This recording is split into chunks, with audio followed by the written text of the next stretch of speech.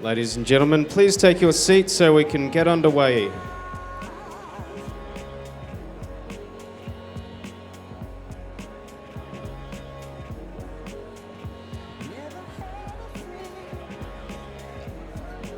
Ladies and gentlemen, if you could take your seats so we can get started. Thank you very much.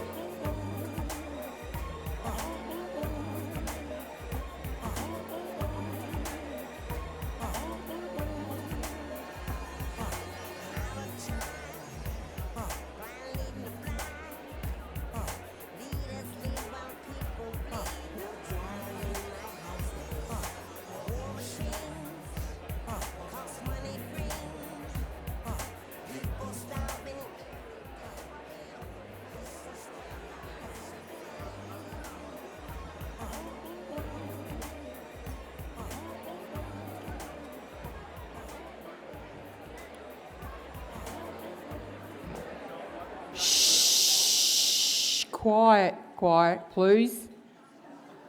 Quentin, Gillian, look at me, please, look at me. Thank you. Well, good afternoon. I'll just wait till everyone's sitting down.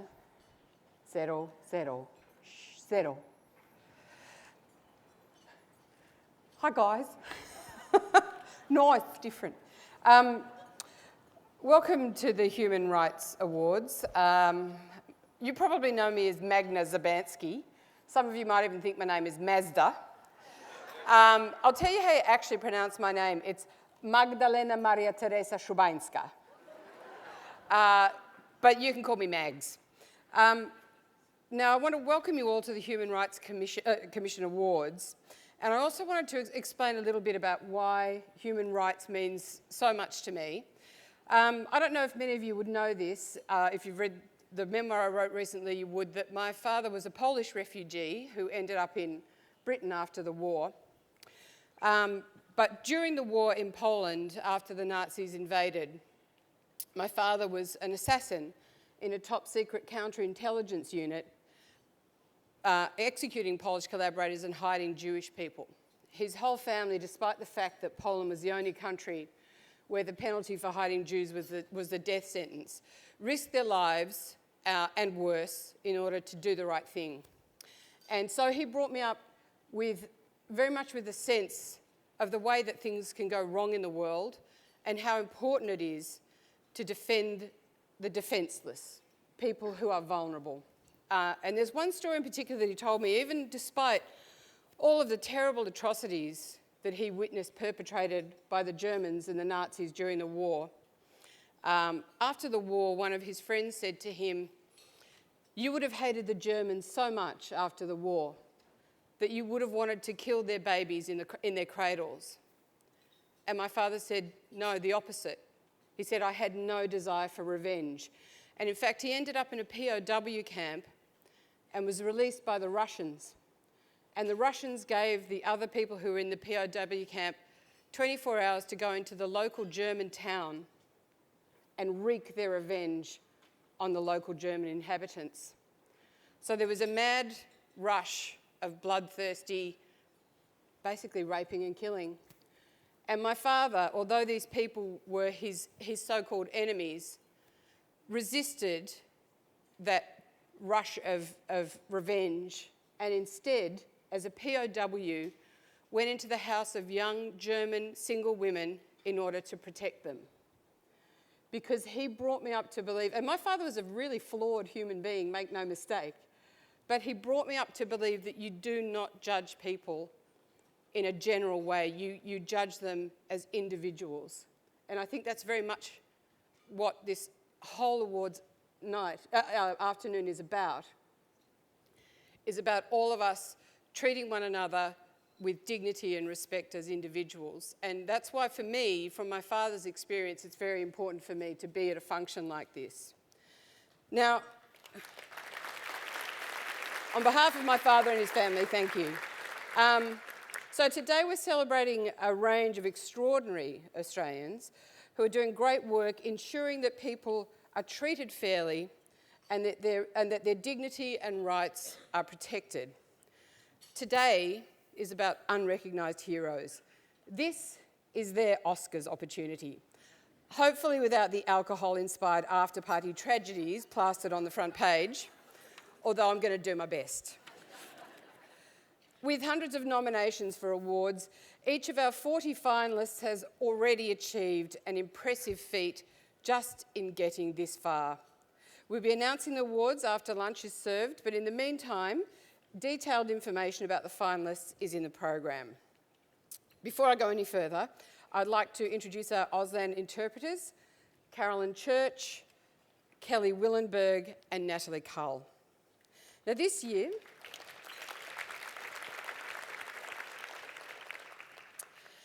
the awards are particularly special because we are also celebrating 30 years of the Australian Human Rights Commission.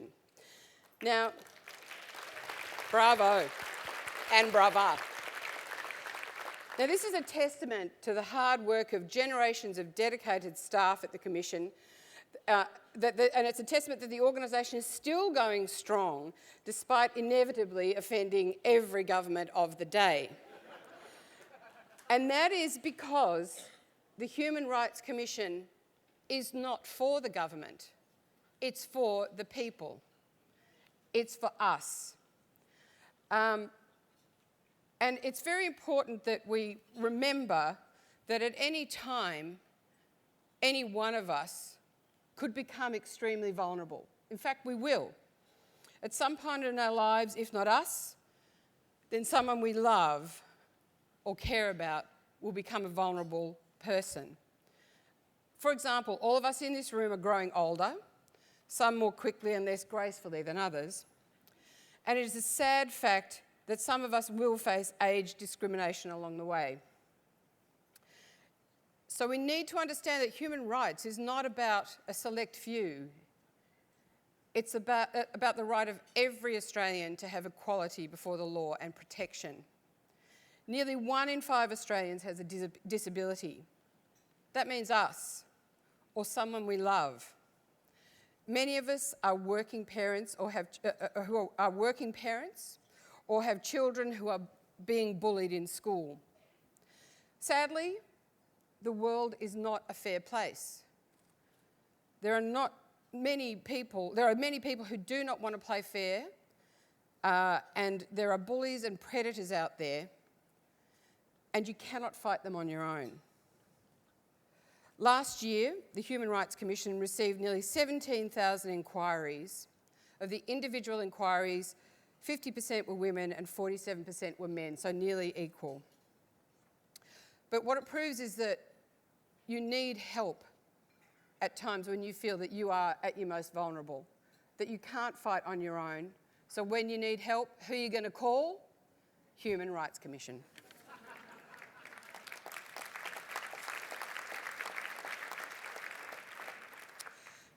Now, another one of those human rights is free speech, and with the microphone I'm planning to take full advantage of that all afternoon.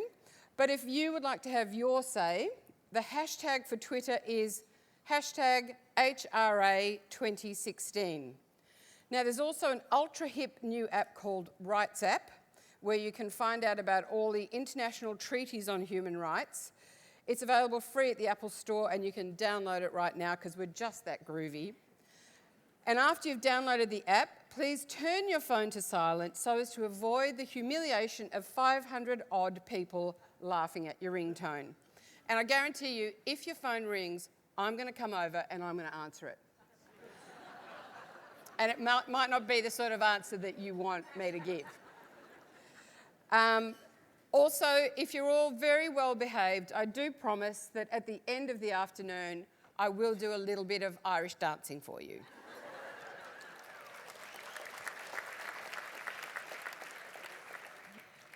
Now, to get things officially started this afternoon, Auntie Norma Ingram will be joining me on stage to welcome us to country.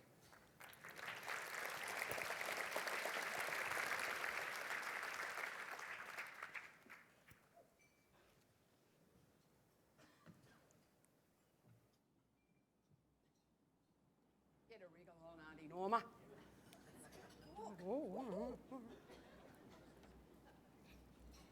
Go walkabout. Bajari Gombara, which is welcome in the local Sydney language, the Gadigal people. I'm actually from over the Blue Mountains. I'm a Wiradjuri woman, so Yera do Marang, you and do Norma Ingram, Galia Wiradjuri, you know.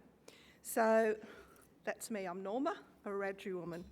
It is with great pleasure and responsibility that I welcome you to country here this afternoon.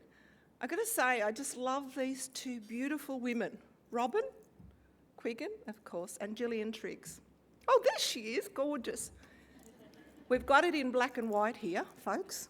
These beautiful women are our leaders in this area. And I think of course, our Governor, Governor-General, our previous one. Pleased to see you here as well. And I want to acknowledge my big sister. She's my big sister, Millie Ingram. And I'm the youngest of 11 children, so she's a little bit older than I am. I'm a freshwater. My totem is the goanna, and I lived on the Aboriginal Reserve and raised on the Aboriginal Reserve under the Aboriginal Welfare Act. But I can trace my family from Cowra through my mother and my mother's mother and my grandmother's father, Sam Murray, right back to Windadyne and beyond. Somebody said to me, yes, but what other have you got? Okay, what are you talking about? What other? She said, but you're not all Aboriginal. You don't have the flat nose and the black skin and all of that sort of stuff. I said, well, old Mary Cameron came out from Inverness in Scotland, was pushed off her land and ended up here, so that's the Aboriginal line through that Scottish lady. There's one little tiny bit. But I'm Aboriginal, I'm a Wiradjuri, but today we're on the lands of the Gadigal people of the Eora Nation. So right across these great ancient lands, we've got over 200 different language groups or nations. Not tribes, friends, nations or language groups. Where we are right now is the Eora country, the Eora Nation, which is bounded by the Hawkesbury River to the north, the Nepean River to the west, and the Georges River to the south. And within those boundaries, those natural boundaries that you'll see right across these lands, are 29 smaller clan groups. We are privileged to be on this land right here, that the Gadigal have looked after, worked with, nurtured, respected for thousands of generations. Like all of our Aboriginal nations and our people right across this country, north to south, east to west, have nurtured these lands and lived with it. They did not destroy. Right under this land, under this building, we had the tank stream, fresh water that the Gadigal lived on, thrived on. Folks, without water we die. It's plain and simple. We have to look after the land.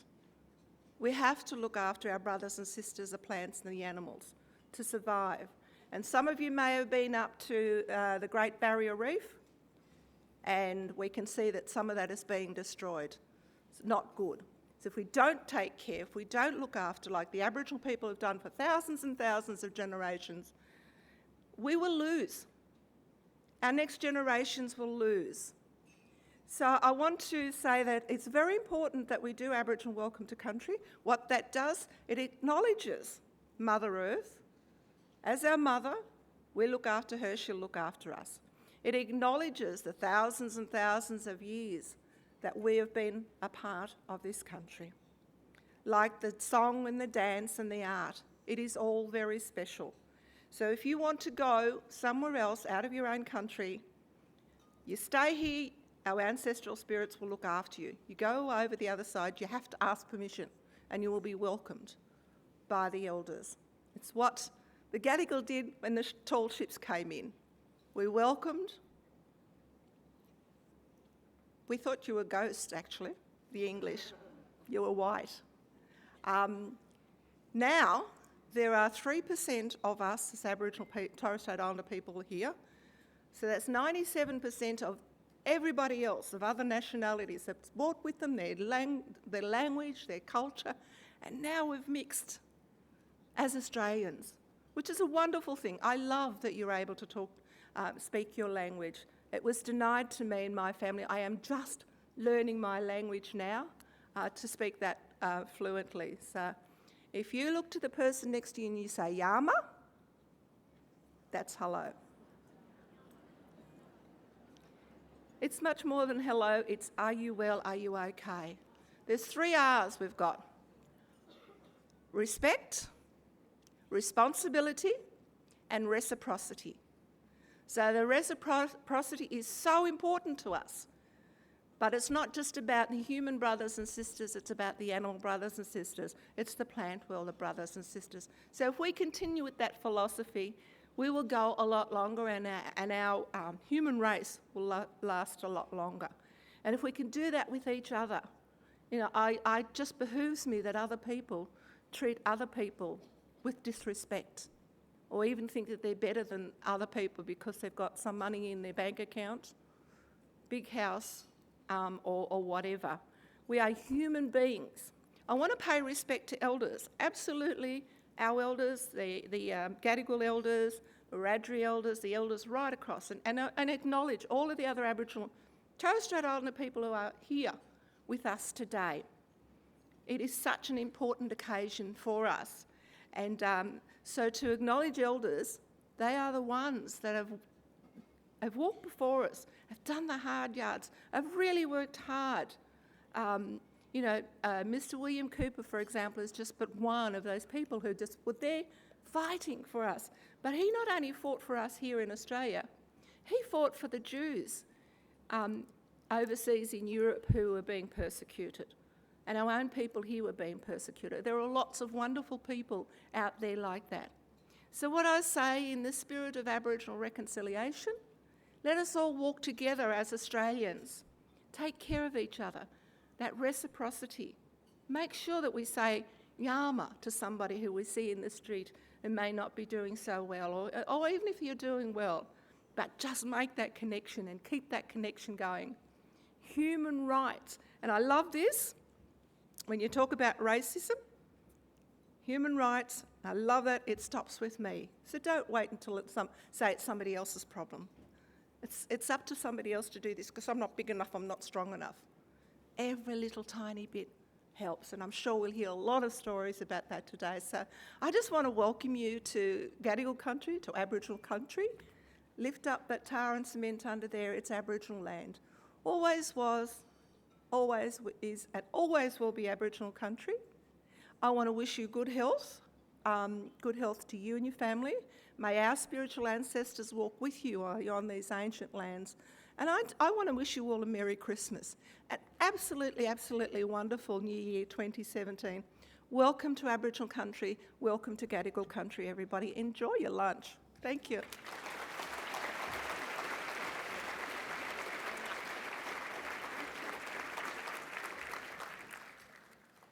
Thank you, Auntie Norma, for that beautiful welcome.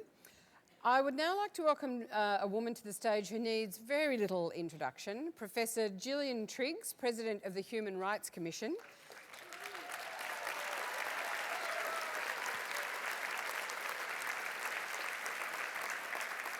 And Gillian will be introducing the awards in this 30th anniversary year and speaking about protecting our human rights into the future. Please welcome Gillian.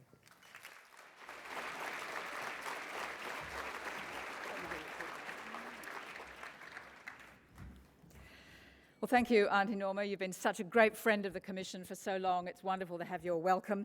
And thank you, Magda.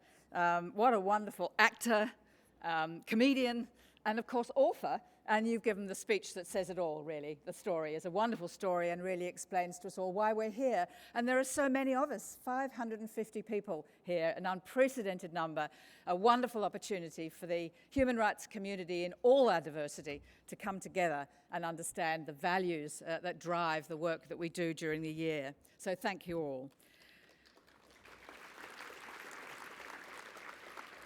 We have very distinguished guests. I would in particular like to recognise our speaker, Dame Quentin Bryce. It's wonderful to have you with us, but so many others. We have school principals, faith-based groups, pro bono lawyers, the business community, politicians, the media, public officials, national and international NGOs, disability networks, charitable trusts, banks, and of course our friends, commissioners and colleagues. So please welcome to everybody for this very special celebration of the 30th anniversary. Well, the Human Rights and Equal Opportunity Commission, as it was once called, was established by statute in 1986, and it's commanded the support of the broad range of the Australian community ever since. Indeed, today is about the community, for we celebrate your achievements in your individual human rights awards. It's true that community organisations play the critical role in ensuring fundamental rights are realised for millions of Australians. In opening this celebration, I'd like to make some brief comments. And one is that it's the mark of the maturity of our democratic and multi-faith and multicultural democracy that the Commission is both an agency of the federal government and independent of it. The Commission provides a bridge between the government and civil society as an independent body. And indeed, I'm pleased that the independence of the Commission is recognised in its A status under the UN principles, enabling us to play a role in the international stage. The independence of the Commission is vital to its ability fearlessly to hold the government and private sector to account for compliance with human rights laws and with our national statutes that prohibit discrimination on the grounds of age, sex, disability and race. In short, all the Commission's work is founded in law, evidence and research. But inevitably, of course, that independence leads to some tensions with the government of the day on some, but by no means all, human rights concerns. But despite this tension over 30 years, the national reports of the Commission have proved to be a real game changer. Led by Brian Burdekin, the Human Rights Commissioner, the Commission conducted 2 national inquiries, our homeless children in 1989 and the Human Rights and Mental Illness Inquiry in 1993. A few years later, in 1997, Sir Ronald Wilson, as President, reported on the stolen children, the Bringing Them Home report, one of the most referenced works ever produced by the Commission, in which Sir Ronald was so moved by the evidence that he said the stealing of children, of Indigenous children, amounted to genocide. It brought great opprobrium on his head, but he did survive to tell the story. Numerous reports on asylum seeker policies, from the original work of the then Human Rights Commissioner Chris Sidoti to formal inquiries on the indefinite immigration detention of children, including the last resort in 2004, the Age of Uncertainty by my predecessor, Catherine Branson, in 2012, and the Forgotten Children's Report that I, with the staff of the Commission, produced in 2014. The most recent is the Willing to Work report, led by our former colleague Susan Ryan, on the right to employment for older and disabled Australians. Each of these reports has been influential, along with the work of civil society, in stimulating change, including the apology to our First Peoples, the release of all children from mainland detention centres, and a commitment to end racial discrimination. Well, it's been another challenging year for human rights in Australia. The high rates of detention of Indigenous peoples and deaths in custody, exacerbated by the paperless arrest laws, has continued. The treatment of juveniles in detention, sadly most frequently Aboriginal and Torres Strait Islanders, including the use of steel restraint chairs, as we saw in the shocking CCTV footage shown by Four Corners. Legislation for a plebiscite on marriage equality has failed, and the momentum has waned following the unanimous and very heady environment of Parliament's support in 2013 for legislation to prepare for constitutional recognition. We have continued detention of many children and their families on Nauru. We've celebrated the 40th anniversary of the Race Discrimination Act, one of the most significant pieces of human rights legislation ever enacted in Australia and that underpins our multicultural society. The government has called an inquiry into the prohibition on acts that offend, insult, humiliate and intimidate a person in public because of their race. But a cautionary note has been sounded just a couple of days ago by the United Nations rapporteurs on human rights defenders, who expressed his concern about the racist rhetoric of some politicians and some segments of the media that fan hostility to our migrants, especially to Muslims. The inquiry will also consider the complaints processes of the Commission, a function that over the last 30 years has provided effective and free access to justice in over 65,000 complaints, reaching hundreds of thousands of Australians and achieving systemic change in business, government departments and services throughout the country. More abstractly, I've been concerned that this year has seen a further weakening of the institutions of democracy posed by the overreach of executive discretion and government powers, the diminution in the supervisory role of the courts, and a fracturing of Parliament. It's ironic that the Commission was established 30 years ago as a political compromise after the failure by the Whitlam government to introduce a Bill of Rights. This year, and indeed throughout my presidency, I've become convinced that we need a federal Bill of Rights. If we could give legislative form to the fundamental human rights that have evolved through the common law and reflect community standards, freedom of speech and assembly, equality of us all before the law, social and economic rights, we would give the community and the judiciary the tools with which to ensure that our fundamental rights are respected. So where does the Commission go from here? The Commission and its really remarkable, dedicated and highly skilled staff will go from strength to strength. 4 new commissioners have been appointed this year, and a 5th for Aboriginal and Torres Strait Islanders will be appointed shortly. Many opportunities lie ahead for the Commission. Our work on racism, freedom of speech, the protection of children, the non-discriminatory access to employment of those with disabilities or older Australians will continue to be priorities. But we'll be working with the business community, which has been one of the highlights of my work in the last couple of years, the ease with which one can actually work with that business community to achieve greater diversity and equality.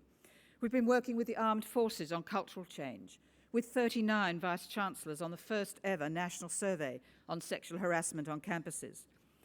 We'll be working on rights to education for those with disability.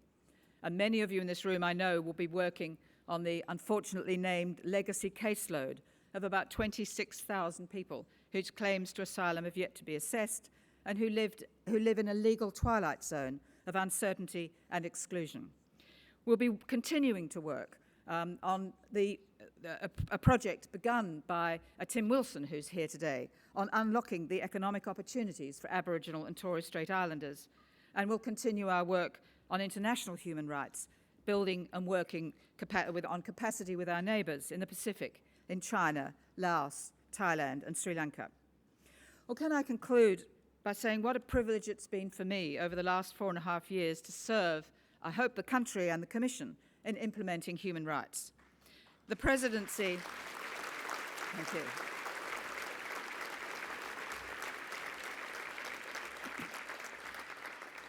This astonishing national role has enabled me to meet thousands of Australians across the land.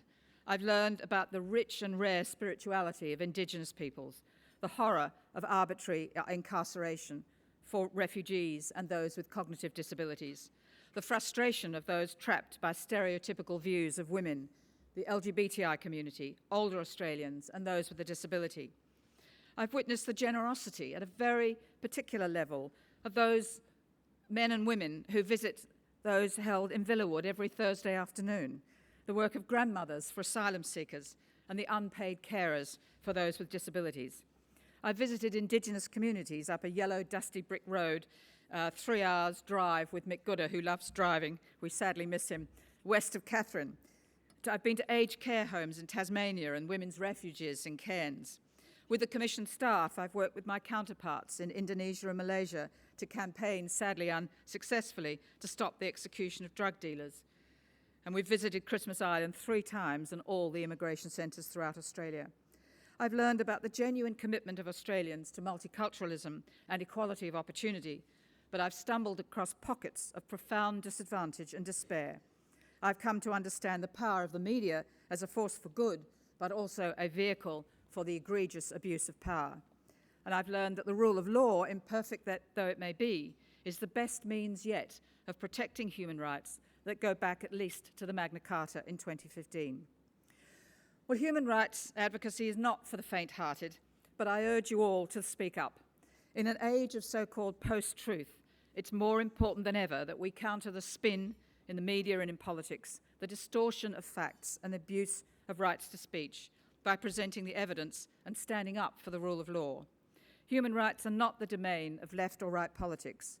They're there to protect the most vulnerable in our communities, to redress the imbalances between the powerful and the powerless, and to advance fairness and equality for all of us.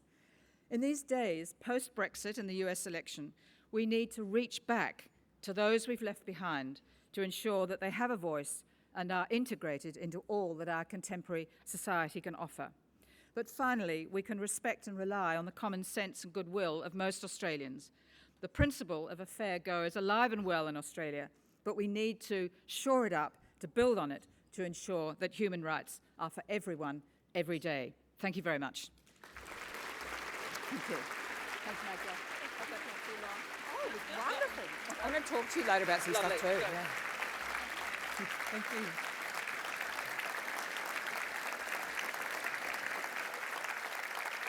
Thank you, Professor Gillian Triggs, for all the work that you do and for that wonderful speech.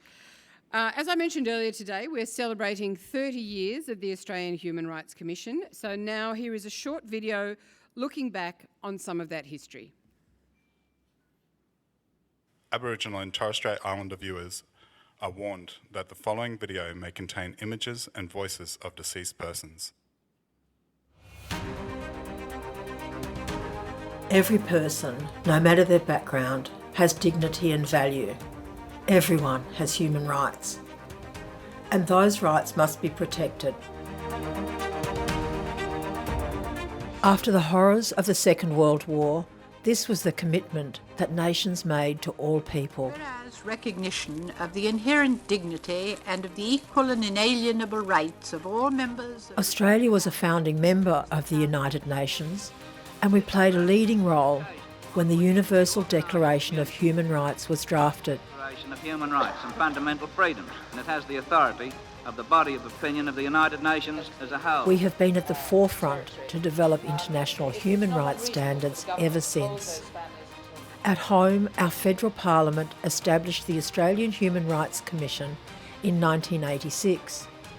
The Commission was given a mandate to monitor Australia's performance in meeting its international human rights obligations. Our role, then and now, is to promote respect for the rights and dignity of everyone in Australia, and working with others to help build communities that are fair and inclusive. When people face discrimination, harassment, or human rights breaches, the Commission is there to provide information and to resolve complaints. This is the backbone of our work. Over the past 30 years, we have assisted people on more than 65,000 complaints. Resolving a complaint can make a profound difference in their lives. However, some complaints have resulted in much broader change, like making schools more accessible for children with disabilities. Scarlett Finney was 5 years old and excited to be going to school. Instead, she became the focus of a national debate about inclusive education. Sometimes the challenges that people face run deeper than a single complaint can fix. This is not about ancient history. It is about today's reality of suffering. Through groundbreaking national inquiries, the Commission has gathered evidence and testimonies to shine a light on injustice and give voice to those who are rarely heard. We didn't rape, we didn't murder, and much more than that, we didn't steal anybody's children. These inquiries have sparked national conversations, and they have led to genuine change in laws, in policies, and in community understanding. Change happens when we all work together. That's why partnerships are so important to the Commission. With community groups and peak bodies, with government and business. These partnerships are at the heart of our work to stop racism. But if you say nothing or do nothing, nothing changes. To counter age discrimination. Old people can do amazing things. To promote fair and respectful treatment of women. This guy I used to work with, he was obsessed. To end discrimination on the basis of sexual orientation and gender identity. And to close the gap on health inequality. We have worked with Parliament to provide advice on laws so they meet the human rights standard Australia has agreed to uphold, and assisted the courts in landmark human rights cases. Over the past 30 years, many positive changes have taken place in Australia. But real challenges remain. Too many Australians still experience prejudice, or their rights are not fully respected. As traditional owners, we need to have an equal say in how our traditional estates manage. We need constructive, respectful conversations to try and bridge these differences. At all times, our vision for Australia remains the same. Working together, we can make human rights a reality for everyone, everywhere, every day.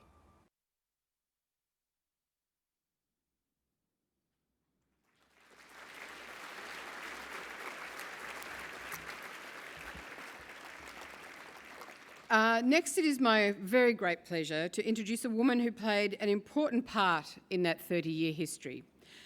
Dame Quentin Bryce was the Sex Discrimination Commissioner between 1988 and 1993, and subsequently Australia's first female Governor-General in Australia. Quentin Bryce's contribution to advancing human rights, the rights of women and children, and the welfare of the family was recognised in her appointment as an Officer of the Order of Australia in 1988 and a Companion of the Order of Australia in 2003. She's with us today to give the keynote address on this special occasion, so please make welcome Dame Quentin Bryce.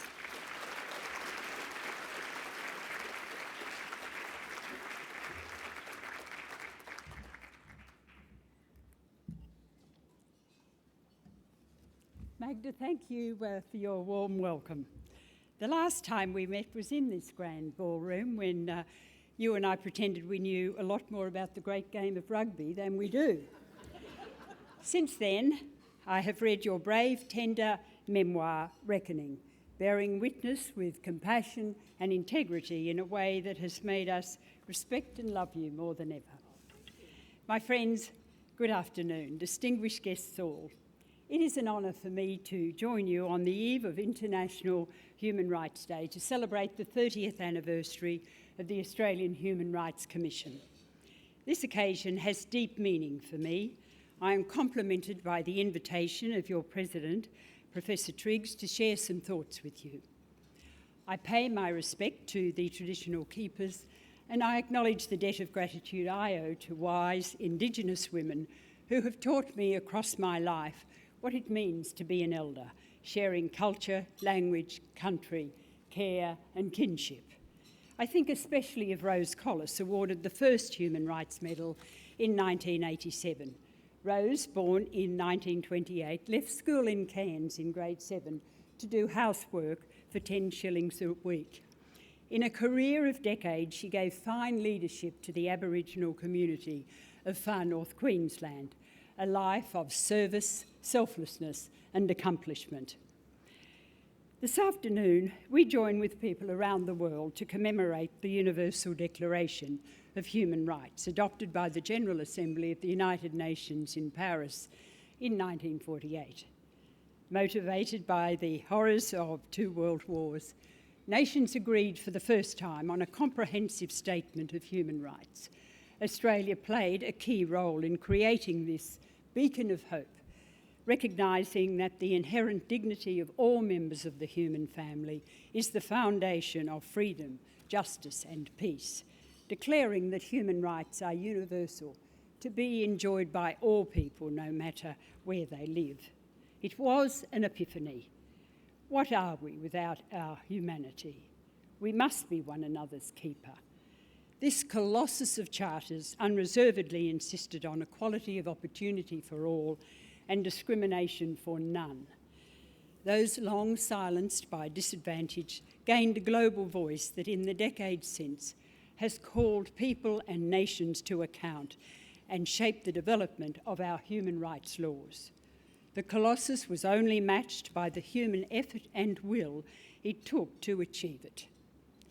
In her brilliant Transit of Venus, Shirley Hazzard put it this way: reform is unpaid labour, is solitude, is the composition of innumerable letters by the midnight oil. Reform is giving up dinner, holidays and sex in order to pore over deadly documents in a basement. It is to be isolated, ignored, insulted and possibly run over by a government truck. Reform is concentration and endurance. My kids used to say, Daddy goes to work, Mummy goes to meetings. They were around kitchen tables in little community halls at our workplaces in the lunch hour. Dedicated organisers and visionaries inspired grassroots action and engagement. Among these shining stars were Jessie Street, Faith Bandler, Pearl Gibbs. They were instrumental in changing our nation's conscience and drawing Australians from all walks together for the 1967 referendum. In grand chambers in great cities abroad in the 60s and 70s, international covenants were drafted, debated and adopted by the UN General Assembly. In 1966, it was the Convention on the Elimination of All Forms of Racial Discrimination, ratified by Australia in 1975, with the very first of our human rights laws soon to follow. On Human Rights Day in 1981, the Human Rights Commission Act was proclaimed. First Chair, Dame Roma Mitchell, assured Prime Minister Fraser at the ceremony in our Parliament that the Commission would interpret its charter broadly, fiercely and publicly. Human rights, she said, will be won not by spectacular pyrotechnics, but by gradually warming the heart of man to follow man. Dame Roma was Australia's first woman QC and in 1965 our first woman Supreme Court judge. She took on the challenge of promoting human rights in those critical foundation years in face of constant controversy. In 1984, the Commonwealth Sex Discrimination Act was passed, attracting some memorable contention. The chair simply pointed to the evidence, the 15,400 letters received requesting information on the new law. Elegant, dignified, a wicked sense of humour. A telegram from a newspaper received on her appointment asked, "How old, Roma Mitchell?" Her reply, "Old Roma Mitchell, real good, how you?" 5 years later, the Human Rights and Equal Opportunity Commission was set up. In 1986, I became Queensland Director of the new body. The breadth of our work was extraordinary, and 2 years later I was appointed Federal Sex Discrimination Commissioner. What a privilege and what an enormous responsibility it was to serve our community in that office, with colleagues of exceptional intellectual rigour, heart, excellent practitioners, lawyers, conciliators and researchers. The Sex Discrimination Act is a precious reform of great practical import and significant symbolic value to women across our nation. I was conscious of its history, the long struggle of our proud Australian women's movement. We gave our best to it. Complaints were handled with skill and sensitivity, most of them in employment on the grounds of sex, sexual harassment or pregnancy discrimination. And 30 years later, these complaints continue in a similar pattern.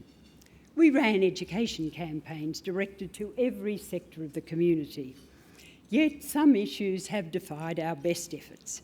Our first female Justice of the High Court, Mary Gaudron, would say, "We got equal pay, we got it again, and we still don't have it." Ladies and gentlemen, the Commission has engaged in international human rights law and practice from their earliest days, making influential, important contributions at every level. Elizabeth Ebbott, acclaimed for her CEDAW leadership. In 1989, I was in Geneva as a member of Australia's delegation to the UN Commission on Human Rights, now the Human Rights Council, for the last stages of the debate on the Convention on the Rights of the Child. Speaking there was a breathtaking seminal moment for me.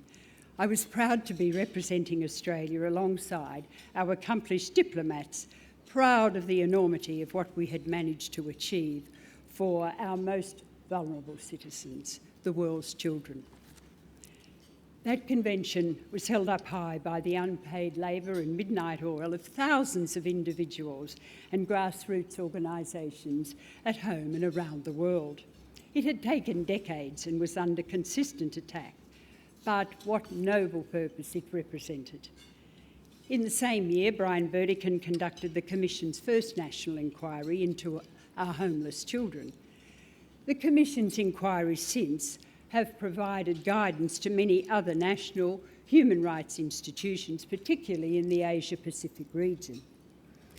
In 1993, Commissioner Burdekin used the inquiry power to great effect to break the silence on mental illness. Brian is fearless in his advocacy for marginalised and vulnerable citizens. "We should never be disheartened by criticism," he used to say. "It's our job." In 1990, Sir Ronald Wilson, former High Court judge and head of the Uniting Church in Australia, became President of the Commission, a distinguished, humble man whose bumper sticker read, "Live simply, so others may simply live." He translated that principle into practice every day. In 1997, he led the Bringing Them Home inquiry with Mick Dodson and Indigenous women co-commissioners across the country. It brought to the surface the widespread and utterly devastating practices of forcibly removing Indigenous children from their families. The report made urgent the need for recognition of harm and for healing. Sir Ronald stared insult in the face. My friends, I look back with gratitude on the collegiality of the Commission, the passionate debates, the professional and the personal commitment that shone, enduring friendships forged through long days and tough gullies. Resilience and leadership were key to our undertaking, and a capacity to respond to the needs, the complex needs of a maturing society. In 1992, Elizabeth Hastings, first Disability Discrimination Commissioner, advocated for improvements to disability access in new house design, captioning, public transport and other critical spaces. The first ATSI Social Justice Commissioner, Mick Dodson, was appointed in 1993. The Commission has a central role in the Close the Gap campaign for Indigenous health equality, with our current Commissioner, Mick Gooda, as co-chair. Ladies and gentlemen, I have spoken of the Commission's years that I know best, not for the sake of nostalgia, but to pay tribute to those who set the foundations, those who did the early hard yards. It's never been easy to be a human rights defender, and it never will be. In our storytelling of the pioneers in the struggle for recognition of the dignity and worth of every human being, we find the energy to recharge our batteries and get on with what has to be done, often in the face of opposition and dissent. We can take pride in the milestones of a substantial body of work across 30 years of the Commission's life, a snapshot, if you will, advancing changes in the law to remove financial and work-related discrimination against same-sex couples and their children. reporting on the treatment of children in immigration detention and the impact of prolonged detention on children's health, well-being and development, helping to secure a national parental leave scheme, assisting with 65,000 complaints covering human rights breaches, discrimination, harassment and bullying. The detail is important to recount, and there's more. Major national inquiries, reviews, consultations, reports from portfolios, the forgotten children, children in immigration detention in 2004 and 2014, the treatment of women in our IDF, supporting working parents and women in pregnancy and their return to work, annual reporting on social justice, native title and children's rights. The most recent national inquiry by former Age and Disability Discrimination Commissioner Susan Ryan into employment discrimination against older Australians and Australians with disability could not be more timely or powerful. Ladies and gentlemen, in the first annual report of 1981-82 of the HRC, Chair Dame Roma Mitchell wrote, "Human rights are a subject of continuing debate. In many cases, they relate to matters of political sensitivity and affect the fundamental rights of individuals and entrenched interests. The Commission is accordingly likely to be involved in some form of controversy. Claims of human rights tend to include some challenge to existing arrangements and to evoke resistance. The position is exacerbated by the fact that it is usually the less privileged, the economically weak, those suffering from disabilities, and the generally unorganised members of the community who most require recognition and protection of their rights." Wise, sobering words, as relevant today as when they were composed. Salutary as we look to the future, to the next generation, the next 30 years. In my work in domestic violence, I ask myself again and again, what about the children? Every day I think of the mothers with their little ones I sat with some years ago on dusty rugs in the Zatri camp in Jordan on the Syrian border. 80,000 people are there now. 461,000 have passed through there. Andrew Harper, a long, lanky Aussie engineer from Wagga, leads the international response to the Syrian crisis in Jordan. His background of service in UNHCR is impressive and inspirational. Andrew introduced me to Australian volunteers there, practical, compassionate people marked by their inner strength and their goodness. Every day we are sent images of the children of Aleppo playing and wailing and dying in the rubble, one of the world's oldest continually inhabited and prosperous cities, described now as a graveyard where they've given up counting the dead. Displaced and at risk in their own war-torn homeland, a piece of bread comes at immeasurable cost. How can these children know how to dream? And yet they do, and their parents too. Safe and wealthy nations like Australia have the privilege of hosting these dreams and are the beneficiaries of the potential they unlock. I am unable to fathom the depth of work that our vast array of community and faith-based services do to provide a bridge to refugees and asylum seekers into Australian life. The support they give in basic material aid, housing, healthcare, counselling, education, employment, social outreach, restores bodies, souls, families and futures. On International Human Rights Day, we salute human rights defenders in every country, in places of poverty, misery, degradation and danger, difficult for us to comprehend. I am in awe of their courage, their determination, their perseverance. I honour the ethic of care that lies at the heart of their commitment. It is uplifting and inspiring to be in the midst of people today who make outstanding contributions to the advancement of human rights in Australia. The breadth of nominations for awards across all sectors indicates the strength, vitality and diversity of human rights practice in this country. I congratulate and sincerely thank nominees, finalists and to-be winners. We need each and every one of you and more to strengthen the fabric of our humanity. And I commend the Australian Human Rights Commission for taking on the marathon from those early hard yards and fostering human rights practice in our society, as you are today and as you do every day. A well-earned 30th to you, AHRC. Professor Triggs, my friends, thank you.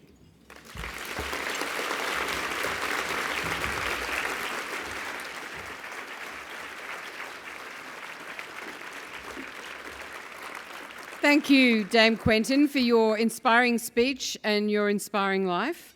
And hopefully you've inspired everyone here today to keep going for another 30 years. And just on a personal note, thank you for your lovely words about my book, but more importantly, thank you for buying my book because, you know, ka-ching. I don't care if you read it just as long as you buy it. That's not why I'm here. Now, we're going to have a break for lunch now, but we will be back in half an hour.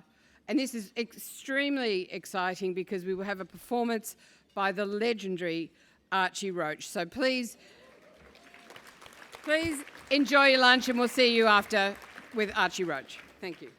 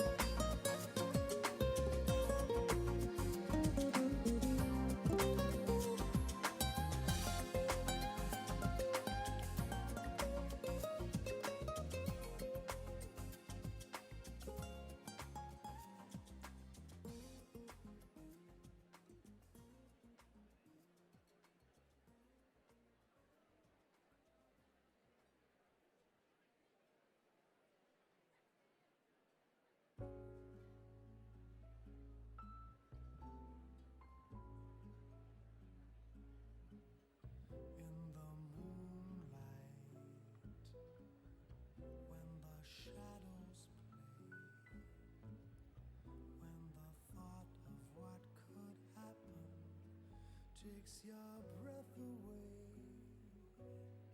sighs and whispers, quiet laughter in the air, unspoken invitations everywhere. In the moonlight, all the words you say make it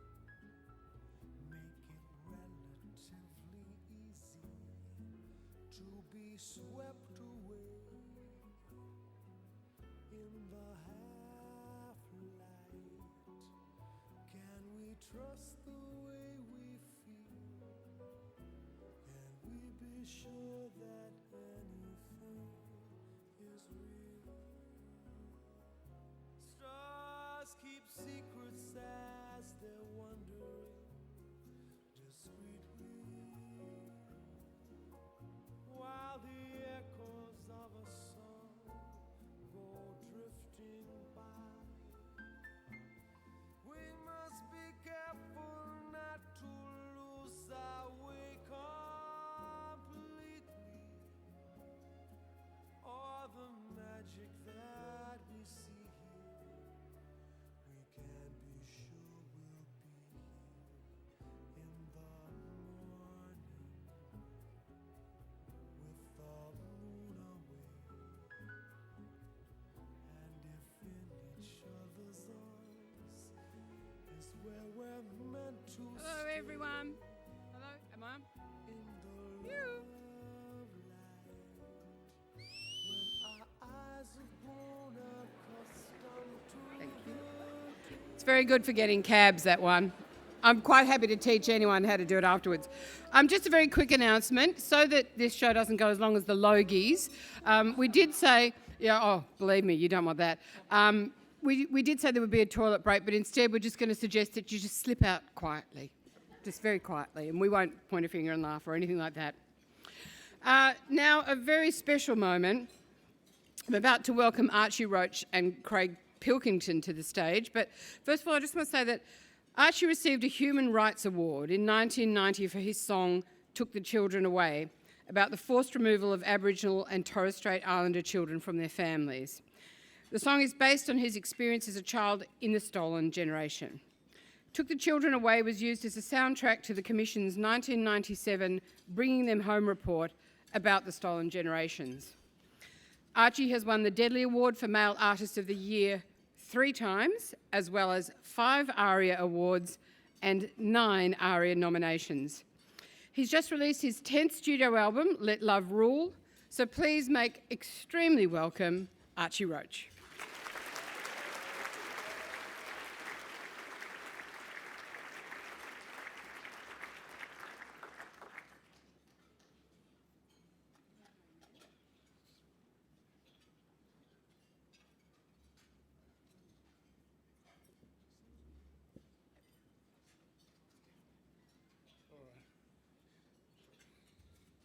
Got it? Okay.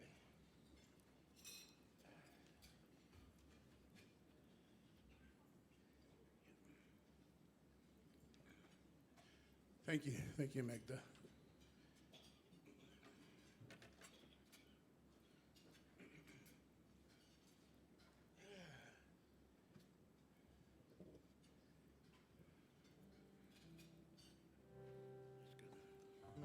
Yeah, thank you. My respects to the Gadigal people in this country.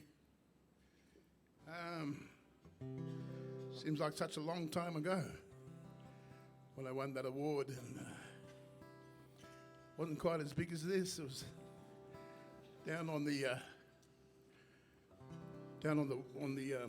wharfs or the docks, with a small gathering of people, and that's when Professor Fred Hollows won the Human Rights Medal. So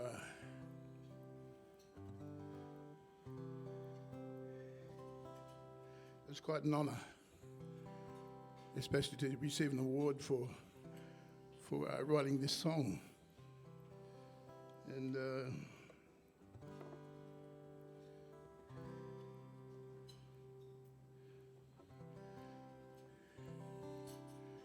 especially alongside a man like Fred Hollows.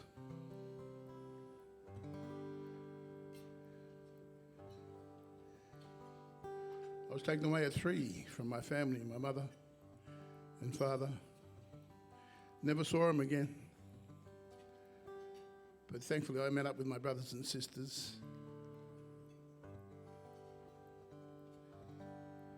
But I didn't realize the extent of what happened to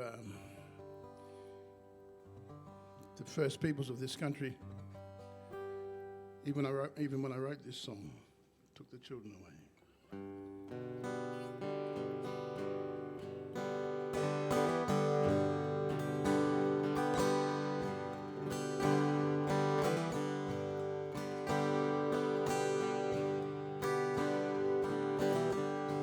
Stories right, this story's true. I will not tell lies to you, that promises they did not keep. How they fenced us in like sheep. They said to us, come take a hand. Set us up on mission land. They told us to read, to write and pray. Then they took children away, the children away, the children away. Snatched from their mother's breast, said this is for the best, took them away.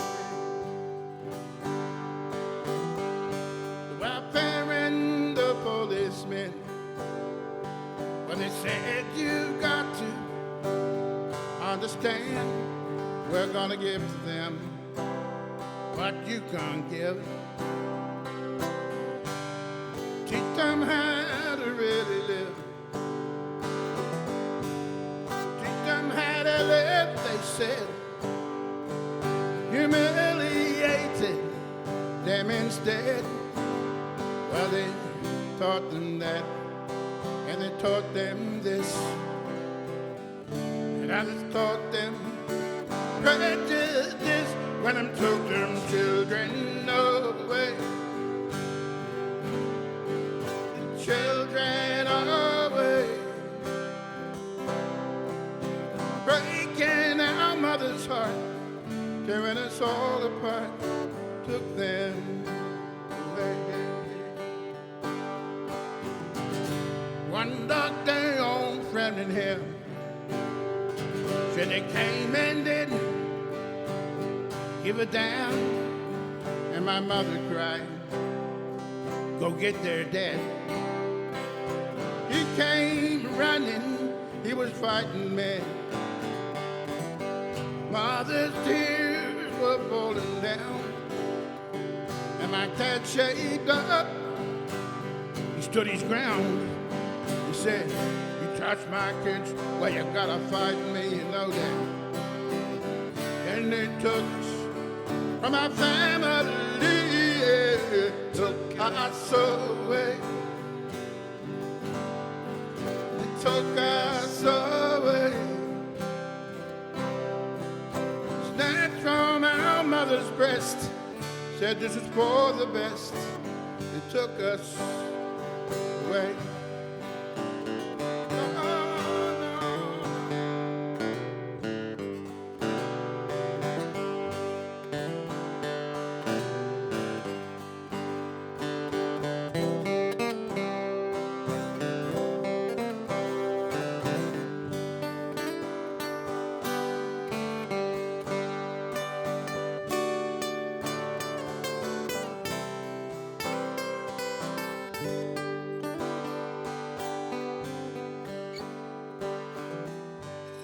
Told us what to do and say.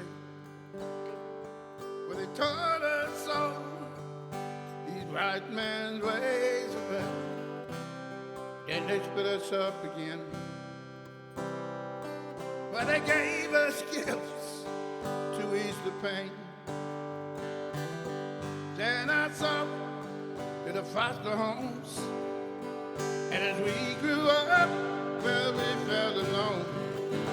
We were acting white and we were feeling black, 'cause you were a little black boy. One sweet day, children came back, children came back. The children came back, back where their hearts go strong, back where they all belong. The children came back. I said the children came back. Yeah, those children came back, back where they understand. Back to this mother's land, the children came back, back to their mother, back to their father, back to their sister, back to their brother, back to their people.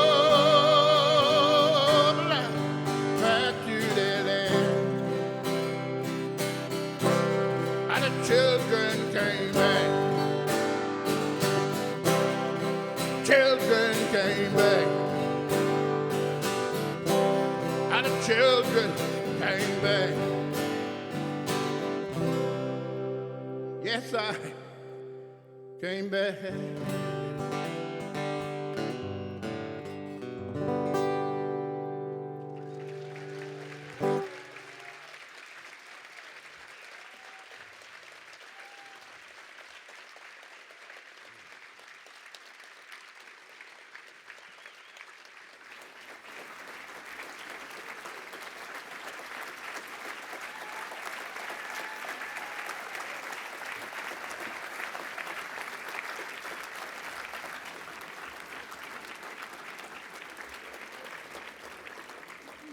Thank you so much, Archie Roach. Doing the very important job that artists can do. You guys can make all the facts clear, but what artists can do is attach feelings and heart and soul to those facts that everyone can relate to. So thank you very much. It's also a very important reason why we protect copyright, but I'll move along. We're now going to present the first of our awards, the Racism It Stops With Me Award, sponsored by the delegation of the European Union to Australia and New Zealand. Representing the EU on stage is Dr. Bruno Scholl. Now, Race Discrimination Commissioner Dr. Tim Soutphommasane was going to present this award, but he's otherwise engaged with the birth of his first child. I think that's a legitimate excuse. So joining us on stage is Deputy Aboriginal and Torres Strait Islander Social Justice Commissioner Robin Quiggin.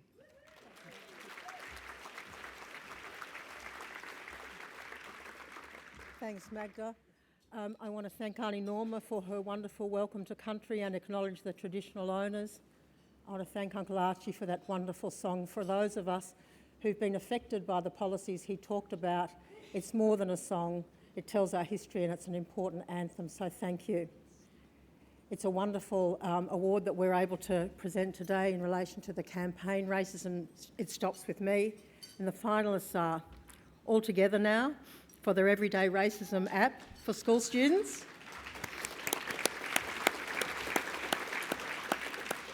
Fudzi One-Day, who campaigns against family violence in CALD communities in Western Australia.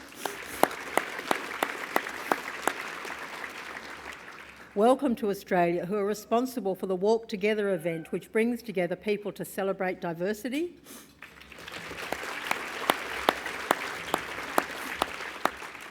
The National Ethnic and Multicultural Broadcasters Council, which is the peak organisation for ethnic broadcasters in Australia.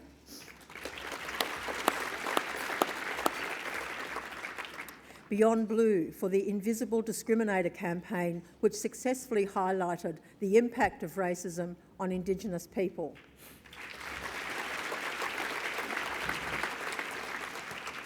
And the winner is? Thanks, for the honor. The winner is the National Ethnic and Multicultural Broadcasters Council. Like the 4th of July, 'cause baby you're a firework. Come on, show 'em what He just told me he didn't expect to win. Make 'em go, I was sitting next to him. as you shoot across the sky. Baby, you're a firework.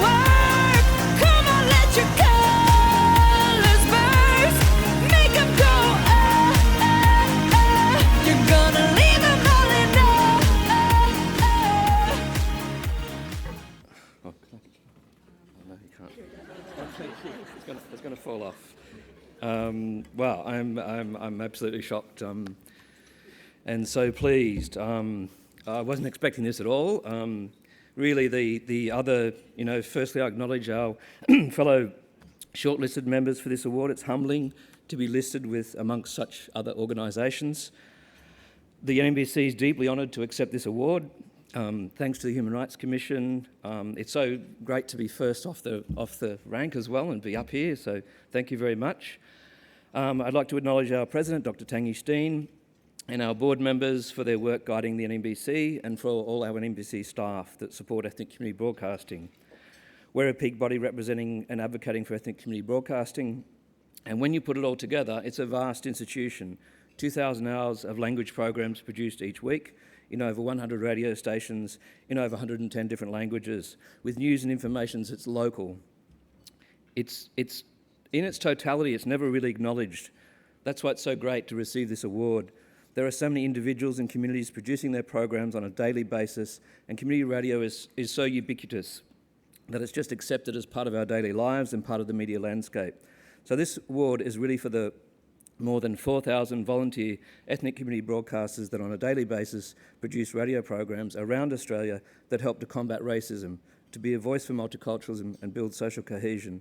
And it's also for all those people that have developed ethnic community broadcasting over the last 30 years that have struggled to establish ethnic community broadcasting to be able to create a platform for established communities, but also to able to create a platform to provide a voice for new emerging communities, to gain easier access to get information from what they're doing in their local communities.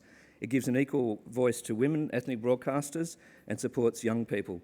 So thank you very, very much for this award. It's really honoured. Thank you.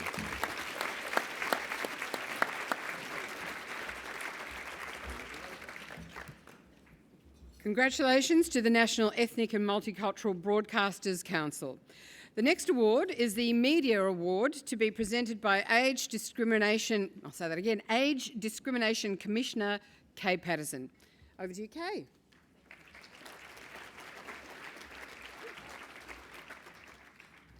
Well, thank you very much.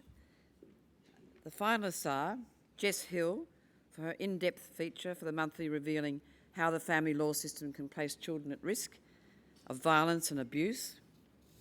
Louise Milligan for her powerful investigation for the ABC's 7:30 program focused on the mistreatment of young people with disability. The Nauru Files, published by The Guardian Australia, which highlighted allegations of assault and sexual abuse in immigration detention. Australia's Shame, which exposed mistreatment of young people in the Northern Territory detention system, and Mark Whittaker for his SBS investigation into gay hate crimes in Adelaide from the 1970s to recent years. And the winner is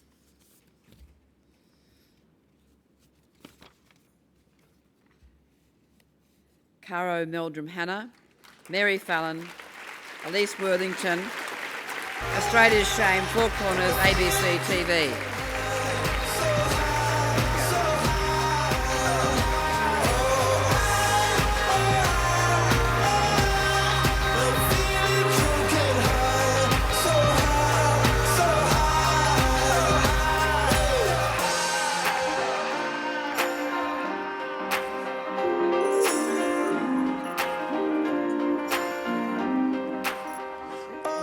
Some work on the sideline on elder abuse. Yes, she's pitching a story here.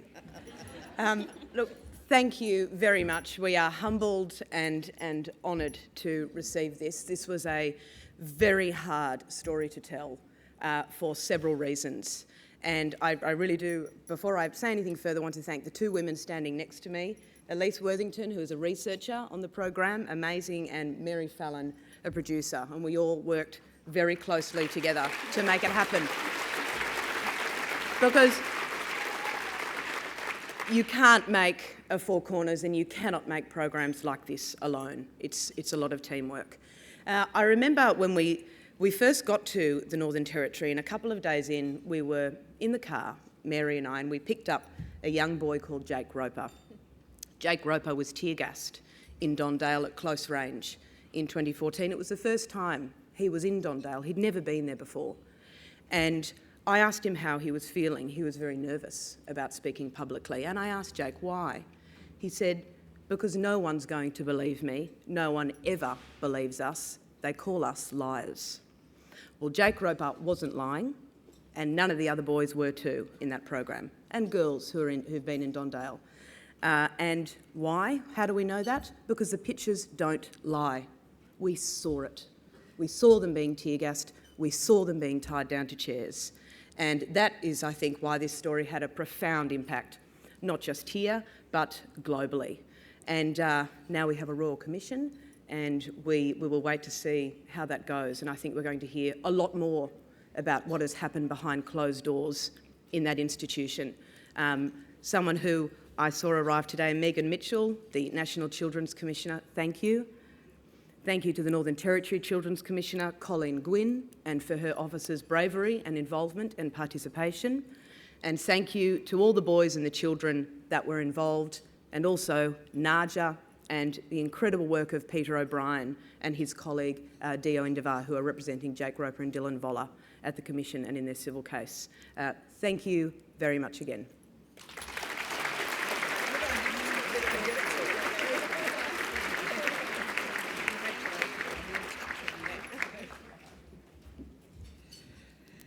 Next up is the Tony Fitzgerald Memorial Community Award, sponsored by Maurice Blackburn Lawyers.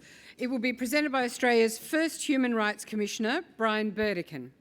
Brian led the Commission's early work on national inquiries, including the 1989 inquiry into our homeless children and the 1993 national inquiry into the human rights of people with mental illness.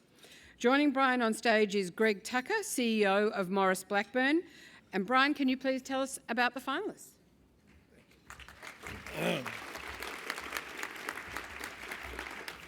Thank you. And the finalists are Jasmine Yaya, who established a Mandaean women's community to facilitate greater participation of ethnic women in the community. Shane Duffy, a descendant of the Kalkadoon people of northwest Queensland, who's worked for 25 years in child protection, youth justice and family support. Jane Rosengrave, who's a proud Yorta Yorta woman with an intellectual disability, and she's a passionate advocate for people with disability. Susan Barton, who's an inspirational leader in the field of youth homelessness and the founder of the Lighthouse Foundation for Homeless Children and Young People. And Katia Malakias, who's a disability advocate, lawyer, mother of three, and the director of Down Syndrome Australia and the Attitude Foundation.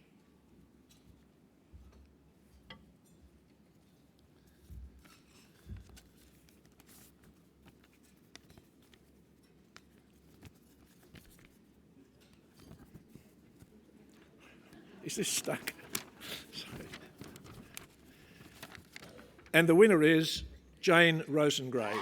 Be believers, be leaders, be astronauts, be champions, standing in the Hall of Fame. And the world's gonna know your name. 'Cause you burn with the brightest flame. And the world's gonna know your name. You'll be on the walls of the Hall of Fame. You can be the greatest, you can be the best. You can be the chain car hanging on your chest. You can be the girl, you can be the wall. You can be a jacket banging on the wall. You can throw your hands up, you can be the clock. You can move a mountain, you can break rocks. You can be a chance to go for the luck. Dedicate your champion life.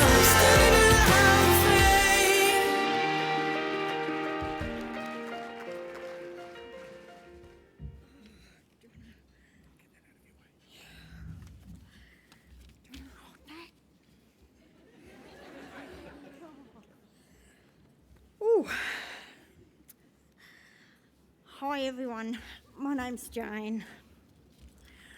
I'm very excited to receive this award.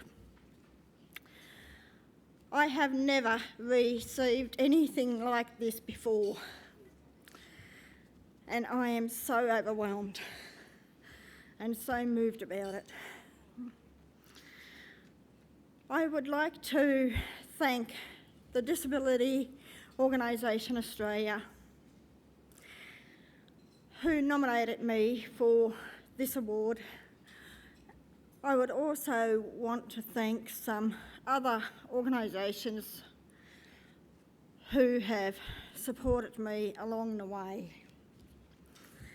People with a Disability Australia, Women with a Disability Australia, First People Disability Network, Open Place, the Domestic Violence Organisation,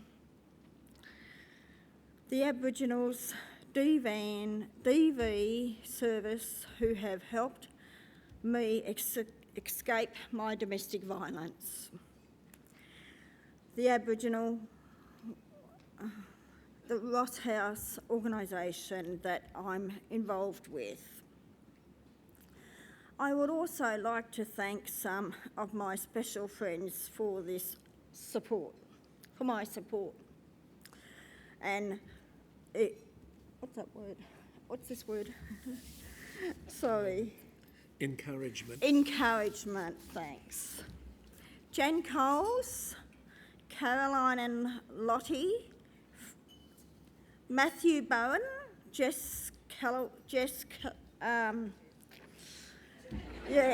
sorry. Brenda Lacey, Fufi Gilchrist and Pauline Peel, who you don't know, but she's known me from the 80s when I was living in Stawell. And she's the one that helped me with my domestic violence to get away from my ex-partner and what I went through. And that's why I've got this tattoo on me, that I am free as a bird at last.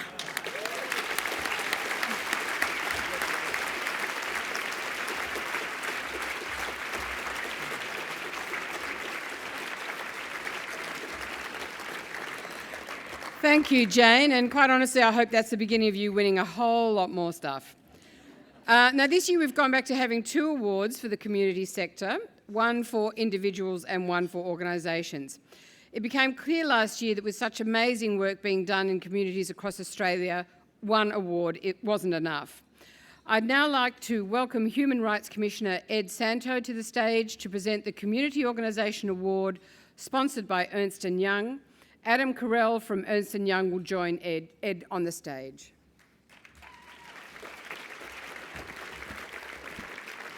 Thank you, Magda.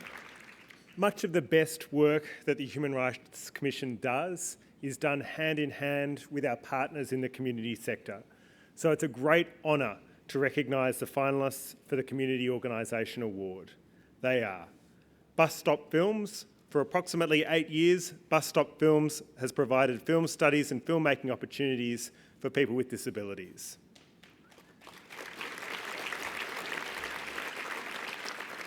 Marangooka Community Hub, which works with Aboriginal families experiencing very high levels of social disadvantage in Bourke.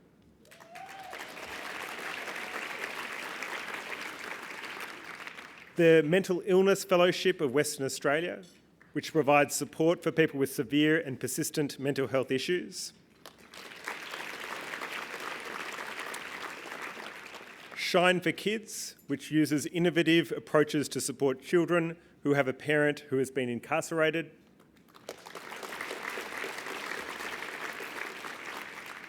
And Together for Humanity Foundation, which works to ensure that all Australians enjoy a life free from prejudice and discrimination.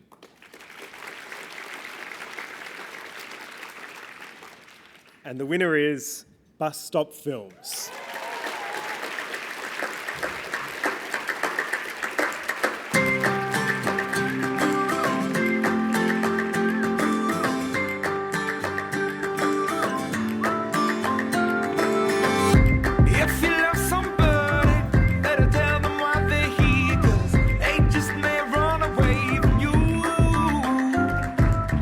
You'll never know quite when, well,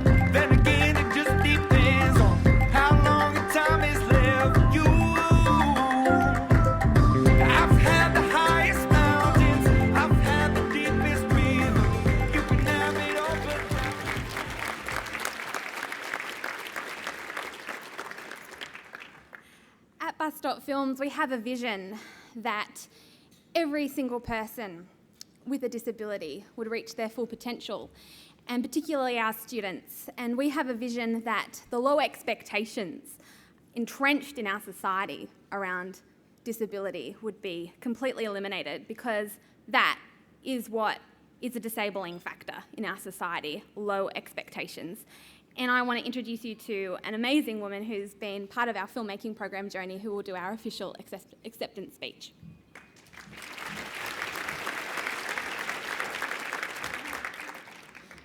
Good afternoon, ladies and gentlemen.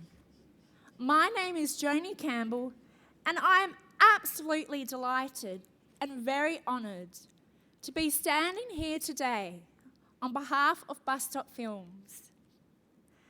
I would like to thank the selection panel for recognising the tireless efforts of Bus Stop. It is definitely a very unique organisation that is changing the film industry, and this amazing award will help shine a light on the work they do. Bus Stop Films provides access to a groundbreaking program that gives people with an intellectual disability a holistic film studies education experience. And 18 months ago, I enrolled in this filmmaking course. Wow, and what a fantastic 18 months it has been. I have learnt so much about what goes into making a film through the mentoring. Very excited. Film. Through the mentoring we received from industry professionals and our workshops in professional lighting studios and sound houses. Shooting our short film Kill Off provided the opportunity to gain first-hand experience in a variety of roles, including directing, production design, and assisting with hair, makeup, and costume. I also had spots in front of the camera as a speaking extra, which was lots of fun. When shooting our film, the mentors looked beyond our disability. The patience, support, and love we received made us feel valued and like we truly belonged. Throughout the whole course, I was encouraged to take on challenges and believe in myself. I've benefited greatly from the filmmaking course, and it was wonderful to also watch my peers grow and flourish. I now firmly believe and strongly advocate that having a disability should never define you. And if you have a dream, go for it. And don't let your disability stop you or get in the way. The filmmaking course has led me to believe that I can do anything if I have a positive mind and attitude. In October, I applied for a paid internship with Screen New South Wales, and I've just received the news that I'm one of the lucky 8 successful applicants.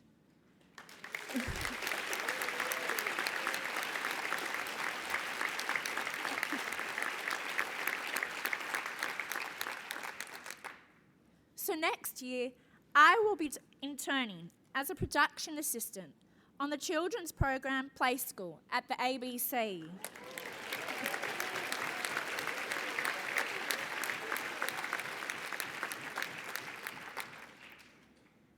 Without the experience, support, and encouragement I received from Genevieve and her team at Bus Stop, I know this would have never been possible.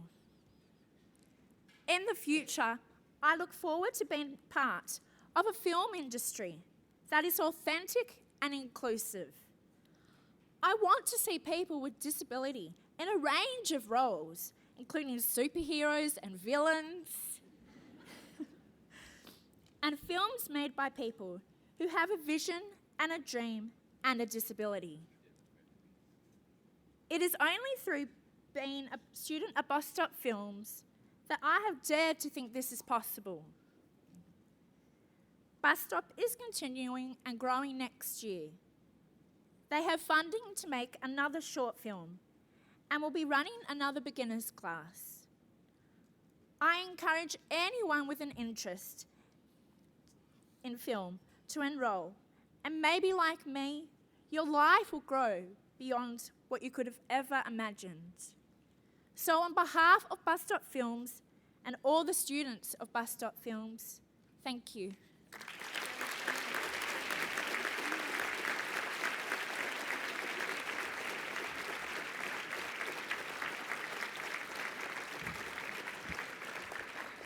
I would now like to introduce Dr. Bruno Scholl with a message on behalf of the Ambassador of the European Union to Australia.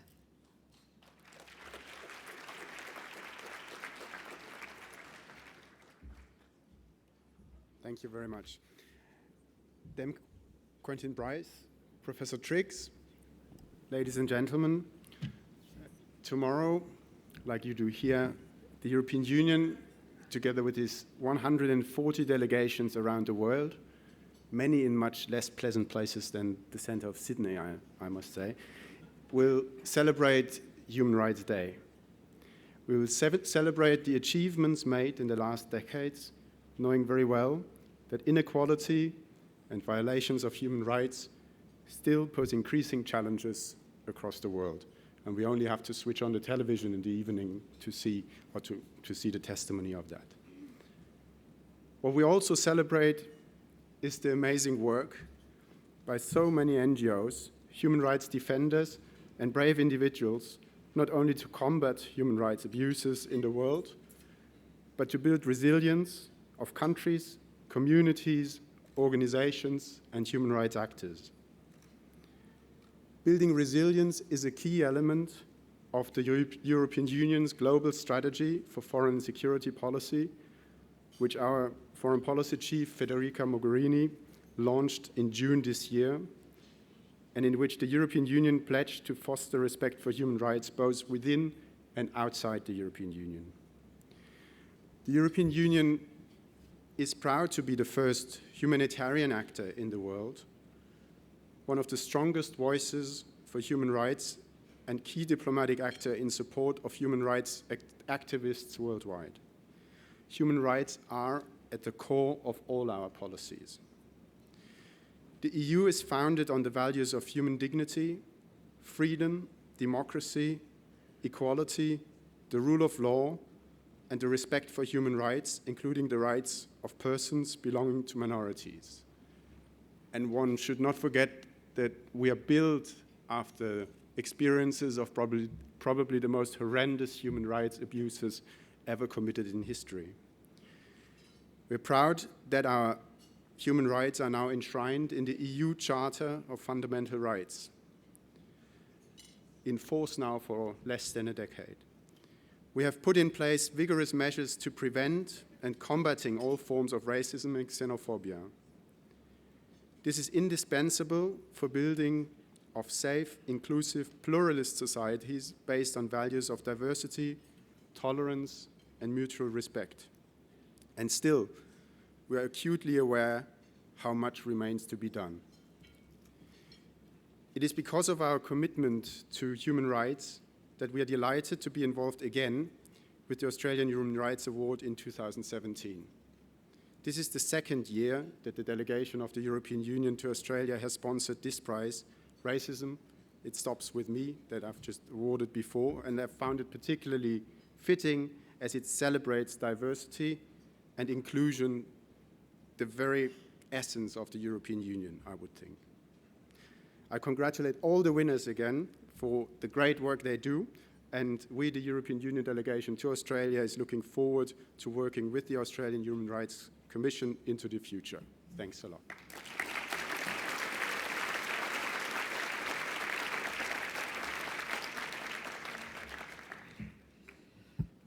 We're coming up to the final 4 awards, with the Human Rights Medal last on the program. The Business Award is next, which will be presented by Alistair McEwen, Disability Discrimination Commissioner. The award is sponsored by Audrey Page and Associates. Joining Alistair on stage is Tricia Shaw, Joint CEO of Audrey Page and Associates. Please give them a big round.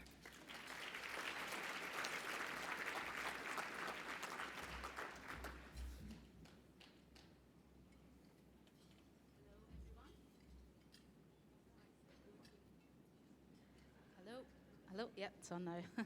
Hi everyone, hi again. It's my pleasure to announce the finalists. The first one is Etico, a small business that has focused on supply chains by developing an accredited and scalable ethical supply chain model.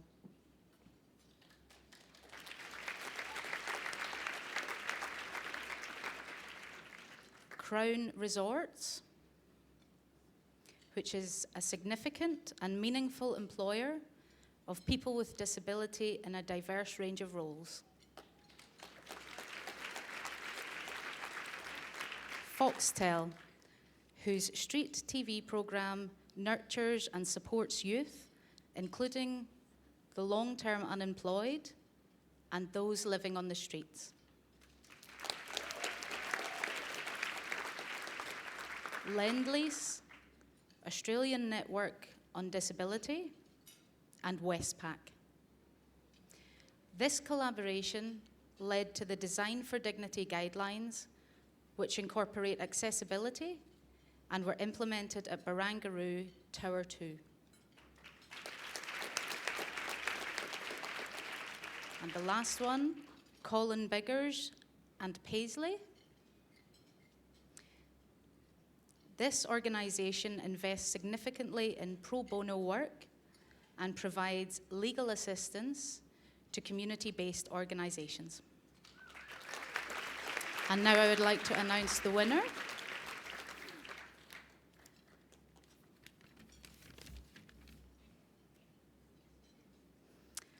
For this award, we have joint winners, and they are, the first one is Etico.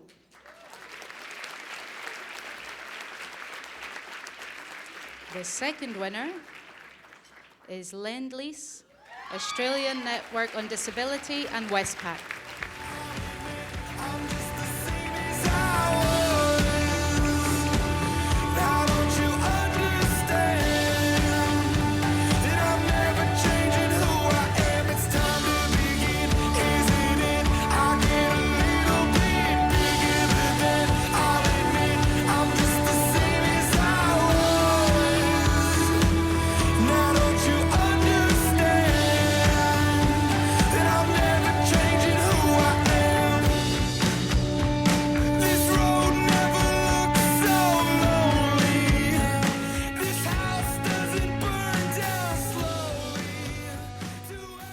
Thank you so much. This is an incredible honour.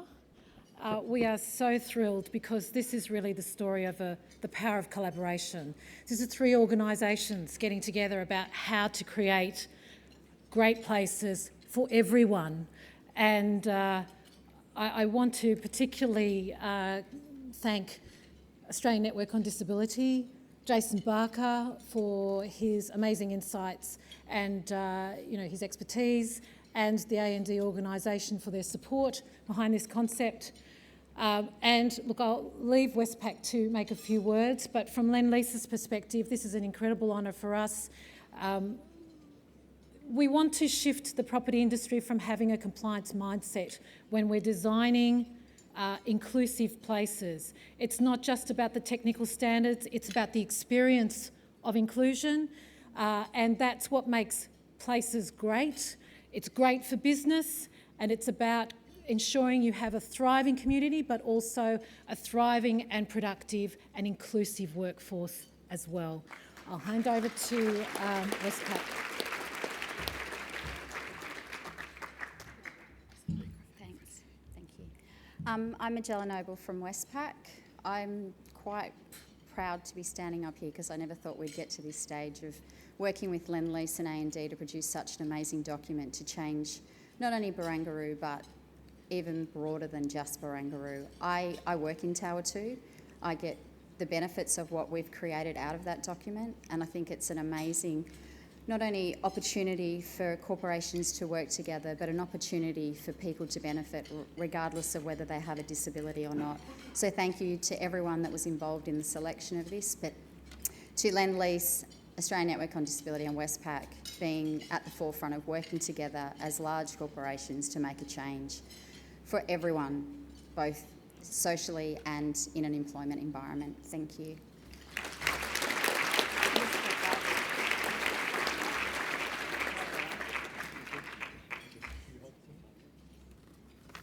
Sorry, I got up here and forgot my glasses, so I'd like to get back. Just like to thank everyone involved in these awards today. It's a great honour to be recognised for our works. Edico is a small business that I've been running for about 10 years now. We're actually a 3-person operation. It's me with 4 part-timers, full-time equivalent of 3. And for 10 years we've been working hard in creating the most ethical supply chain for fashion, footwear and sports goods in Australia. Everyone's heard about the use of child labour, sweatshop and slave labour in the fashion and sports industries, as well as many other industries. It's no great secret. It's been on the front page of our newspapers. There are numerous documentaries about it, including the amazing The True Cost. If you haven't watched it, you shouldn't be allowed to wear clothing unless you've actually watched it, so make sure you get a chance to watch this on Netflix.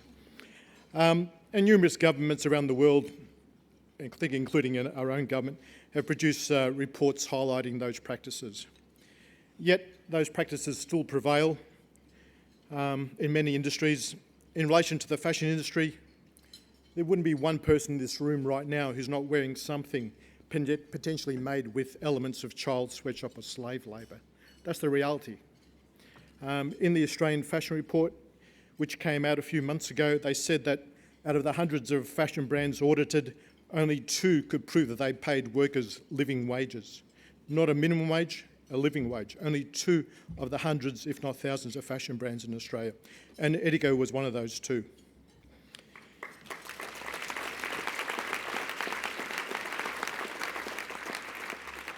The reality is that businesses like ours, who are committed to doing the right thing by our planet, by our fellow human beings, need people and organisations to stop talking about sustainability, or talk less about it, and social justice, and actually start applying it to the way you spend your money.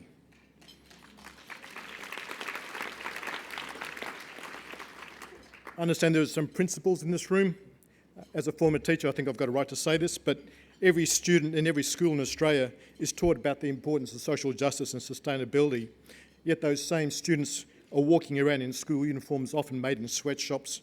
They're playing sport with balls often made by child labour, and the coffee the staff drink in their coffee in their staff rooms are grown and picked by farmers who get a pittance for their produce. That's the reality.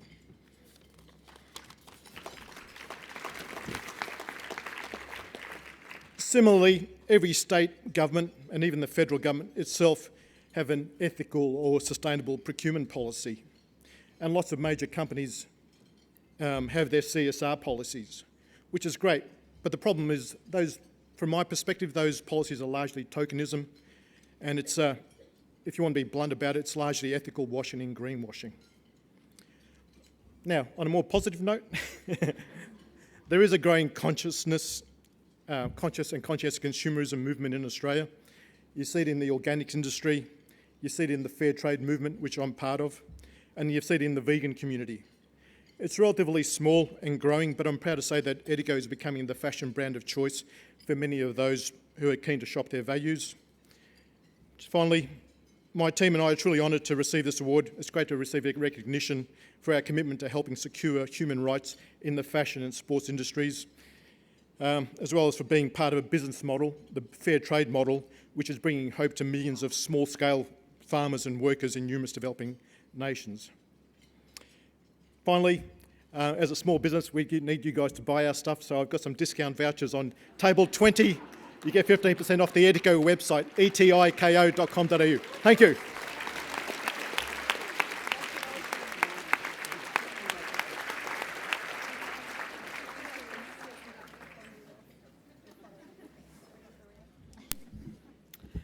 Just quickly, Kate, could you do me a solid and save me a chocolate mousse, please, before they all go? For the final 3 awards, I'd like to invite Commission President Gillian Triggs back onto the stage. The Law Award will be presented by Sex Discrimination Commissioner Kate Jenkins. It's sponsored by the Law Council of Australia, and joining Kate on stage is President-elect Fiona McLeod.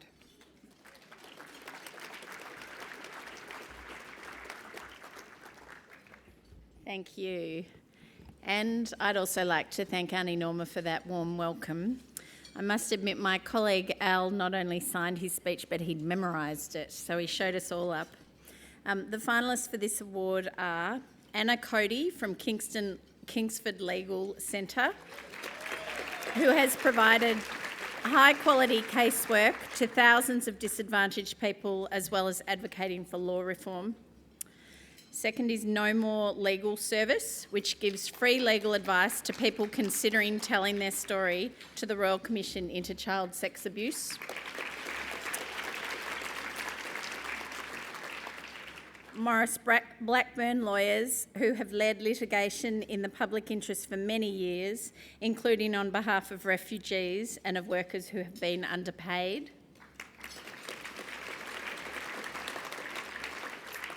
Peter O'Brien, who has spent many years working as a lawyer and human rights advocate, most recently representing Daniel Voller. And Stephen Glass from Gilbert and Tobin. Stephen has a long-standing commitment to pro bono work and has led the development of Gilbert and Tobin's pro bono refugee practice.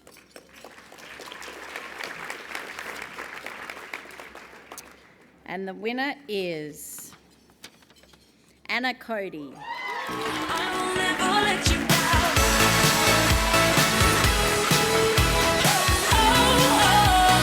I will never let you down.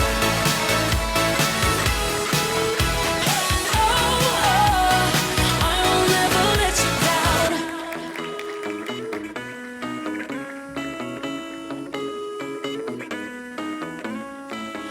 There's a million ways to go.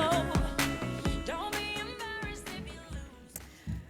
Thank you very much. I'm really amazed. I wanted to begin by acknowledging the traditional owners of the land that we're on, the Gadigal people of the Eora Nation, and pay my respects to their elders, past and present.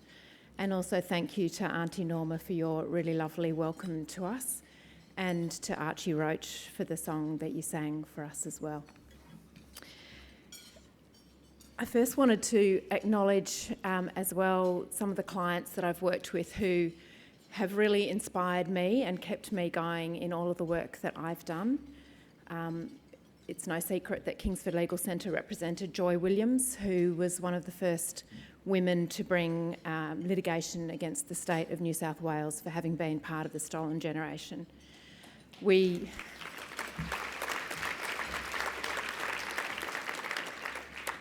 I worked with her for over 10 years. We finally lost that litigation. She was an amazing woman. She was irreverent, really smart, tenacious, bucked authority the whole way through, and a survivor. And she inspired me and really changed the way I looked at the law. I remember sitting out the back of Kingsford Legal Centre while she smoked her cigarettes, and I took statements from her under the gum tree, and it's some of my strongest memories of being a community lawyer in a community legal centre. I also remember my work with domestic violence and sexual assault survivors, as hearing their stories in a courtroom in Alice Springs, the work the struggle they had in trying to maintain community and connection within their families and yet be free from violence, and the strength of those women. So they as well have kept me going in my work. My colleagues, I thank, particularly I want to name Denise Wasley, who is an amazing woman who I've worked with for, over 20 years, first at the Printing and Kindred Industries Union, and who encouraged me around all of my work. And I think for all of us as human rights workers, we can't do this work alone. You have to have people who you work with. because it's tiring, it's disillusioning, and you have to have people who have the same values that you do and who believe in the same things that you do. And that's, I think, what's so special about community legal centres. I'm sure that some of you know that community legal centres are facing a funding cut over the next 3 years of $35 million, which in the scheme of things is really small fry. But for us in community legal centres, it's really a big deal. We found out this week that Kingsford Legal Centre will be losing $100,000. Public Interest Advocacy Centre will be losing at least $500,000. The Environmental Defenders Office in New South Wales over $700,000 just in the next year. That decimates the work that we can do for communities. So I really hope that that sort of decision can be reversed, that state governments as well can pick up their responsibility in this area.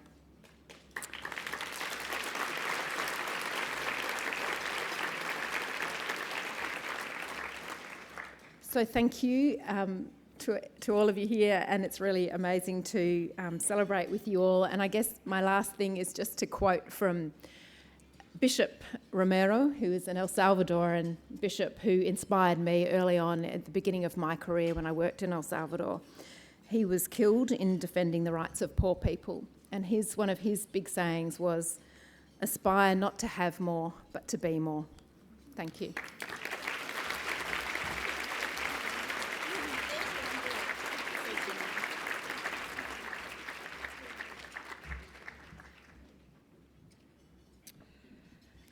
It's now time to present the Young People's Human Rights Medal.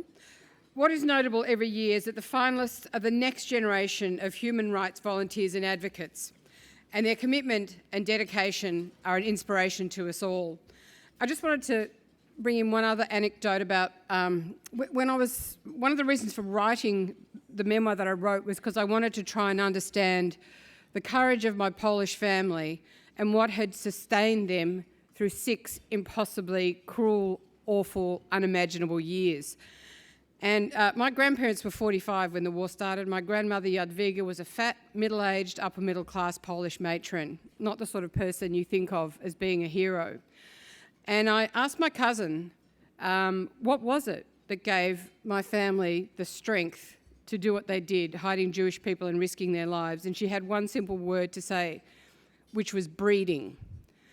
By that, she doesn't mean being hoity-toity upper class. She means the transmission of values from one generation to the next. And that when you do that, when you raise your children with those values, that is how those values are enough to sustain them through impossible situations and give them courage when it is unthinkable that you could make a brave act. So the bottom line is teach your children well.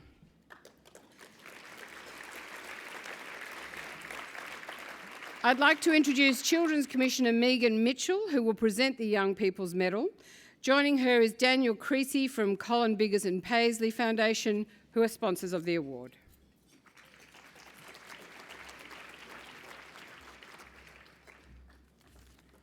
Thank you.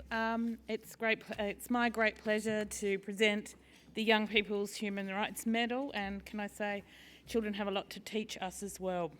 The first nomination is Arash Bodbar, and since arriving in Australia as a refugee, Arash has volunteered for a number of local and international organisations on asylum seeker issues.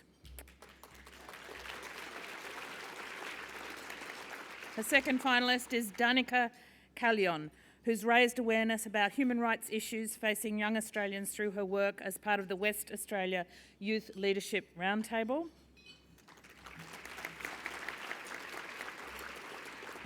Ella Ingram, who's sought to influence change in business practices that discriminate against people with mental illness.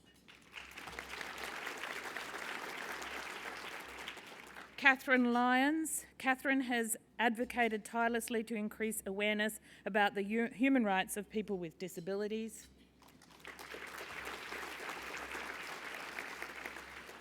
Madeline Price. Madeline founded the One Woman Project in Queensland, which provides education about gender equality. and Sarah Shenjeb. In the last 12 months, Sarah has coordinated an initiative to equip young people with refugee and migrant backgrounds to share their stories. And the winner of the Young People's Human Rights Medal is Arash Bordbar.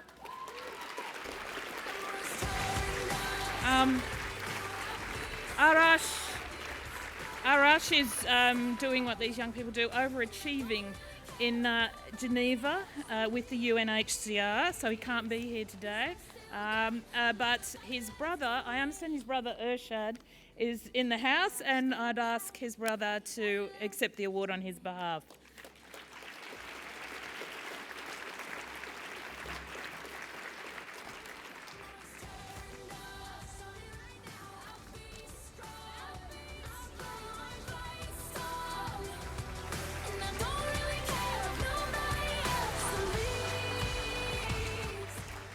Hi everyone, my name is Urshad Bordbar. Today I'm here on behalf of my brother Arash. I'm so proud of him. Unfortunately, he's not here today. He's in High Commission of Dialogue in Geneva and trying to do some changes for human rights. I would like to thank each and every one of you who support him to achieve this. Thank you.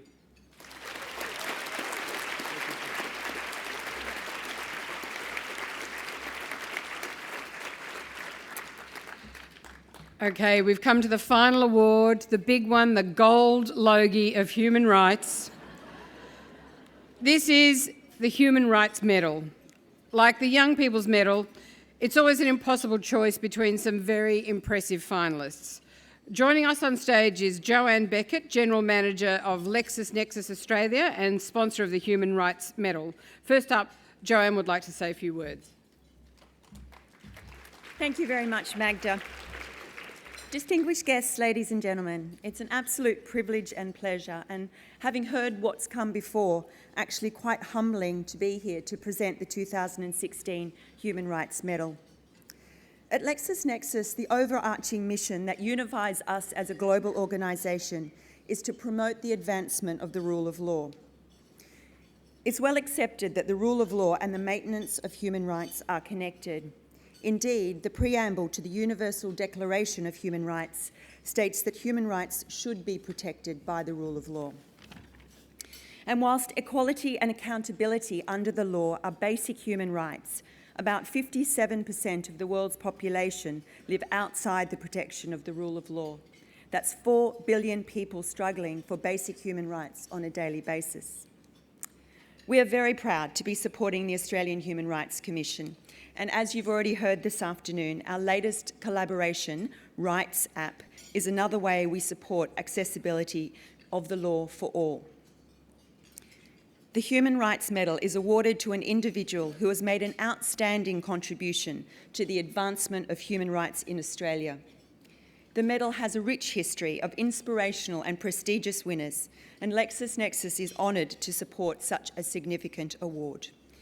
To announce the finalists, I invite Professor Gillian Triggs to the lectern.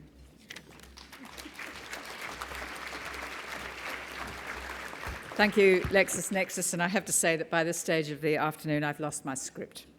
So I'm going to struggle on, but for the Human Rights Medal we have some extraordinary people, as you can imagine. Ingrid Ozols. For over 16 years, Ingrid's been a passionate advocate and educator working to provide a better understanding for mental health and suicide prevention in Australia. Dr.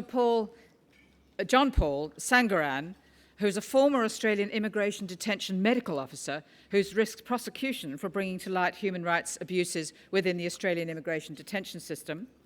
Deng Adut, who is a lawyer, a community leader, an advocate for the rights of refugees and other vulnerable citizens.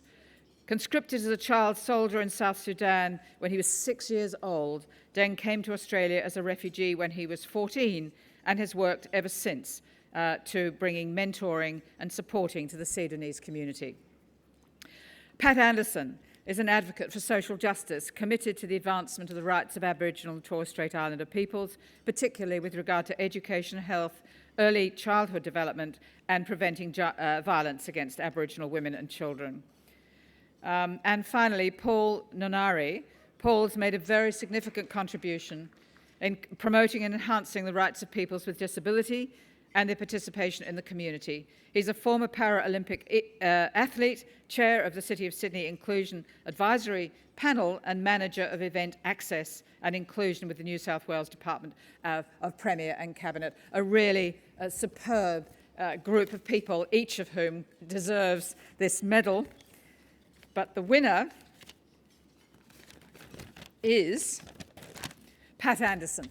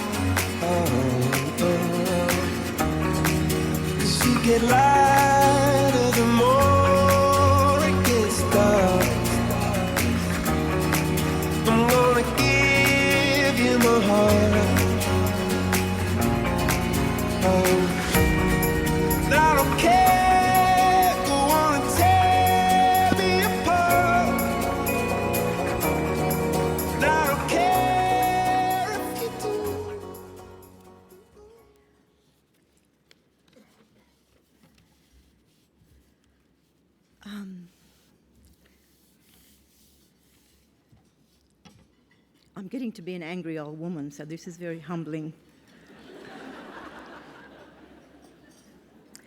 Professor Gillian, Norma, and the Ingram family, Millie, who's here today, they're a very prominent and significant family in the struggle in this country. Dame Quentin, who's also a member of that kind of brigade and that age group.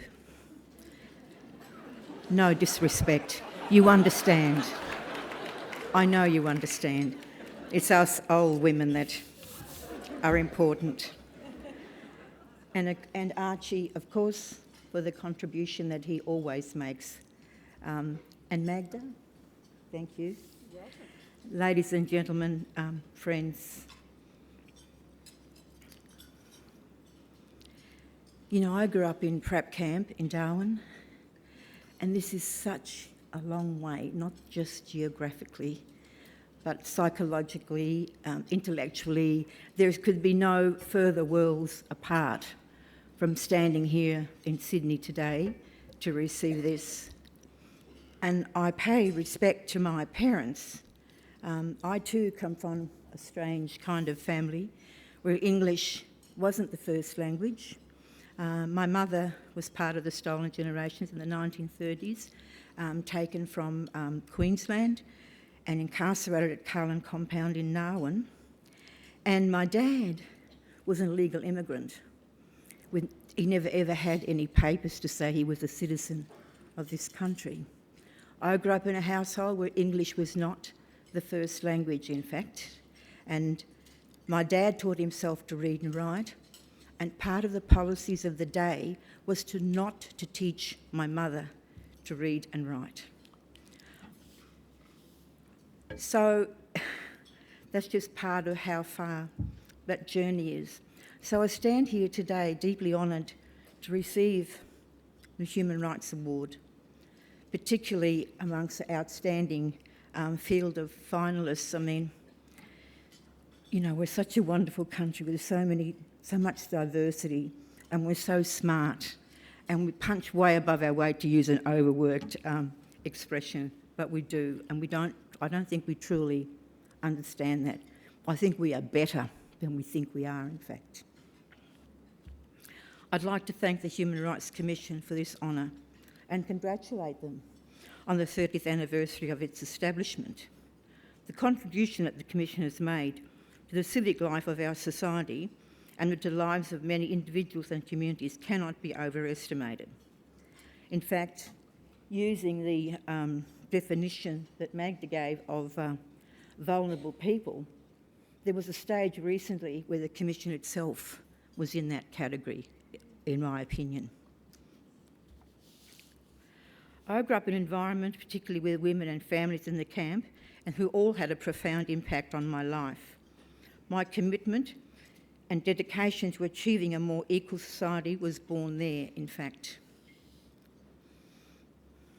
We had a strong sense of justice and equality and what was right and what was wrong. Goes back to that breeding also that you talked about, Magda. The rights and welfare of Aboriginal and Torres Strait Islander peoples have been central to my long career and much of my personal life, and I am devoted to helping establish the rightful place of Australia's First Peoples as equal partners in this fantastic society. And you're now going to be asked to vote on this at the referendum. And part of that, well, the whole purpose of that is to heal the gulf and the rift that's still, yes, please, I'm diabetic, so thank you. Thank you very much. Yes, this is a complicated conversation, but it's time to have one. I don't think it should be put off because the political landscape is going to change constantly. We have no control over that. However, it's not the politicians who vote on this, it's us, the people of Australia.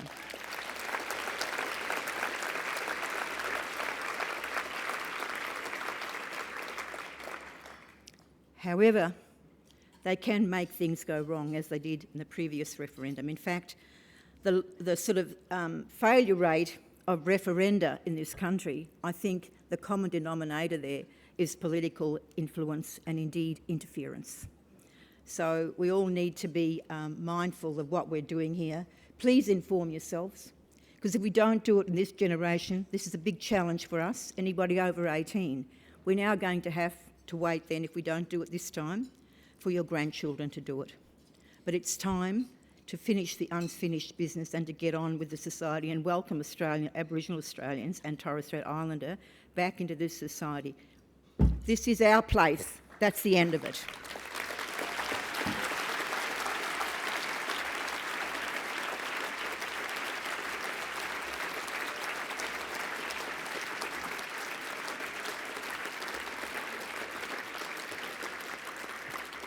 Thank you very much, Pat. And I'm with you. I reckon it's time that we stopped pretending we're a stupid nation and that we stop being embarrassed by smarts. And if you want to start a smart pride movement, I'm so there with you, assuming I'm eligible. This is no time to be humble about being smart, I don't think. I would like to welcome Archie Roach back to the stage for one last song. It's called It's Not Too Late and is from Archie's latest album, which has been getting fantastic reviews. Please make him welcome.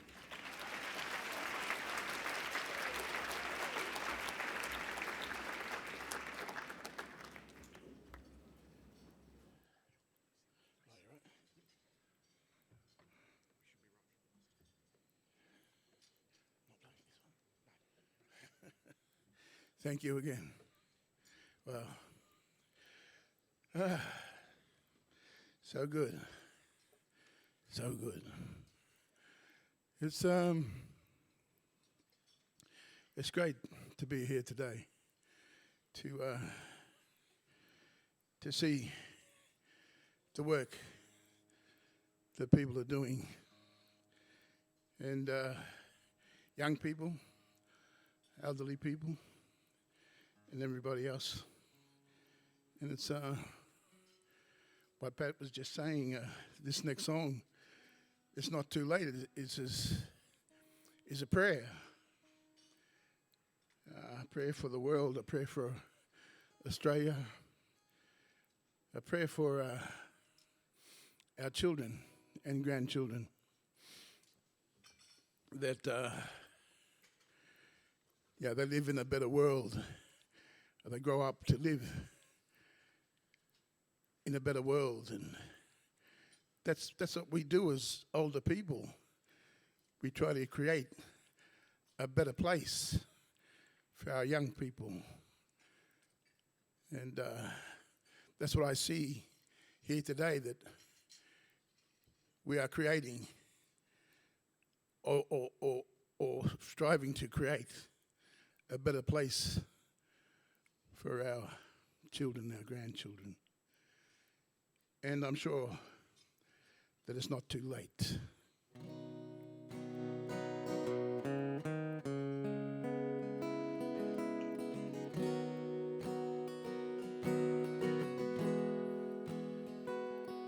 I'm so sorry for the world today, with all the killing and all the hate. I get down on my knees and pray that it's not too late, that it's not too late for peace, and it's not too late for love, for all the children everywhere. I ask the old ones up above, won't you hear this prayer? Well, it's not too late to turn it round. Got to find some common ground, and I know it's there. And it comes as no surprise, deep within our children's eyes, and it's everywhere.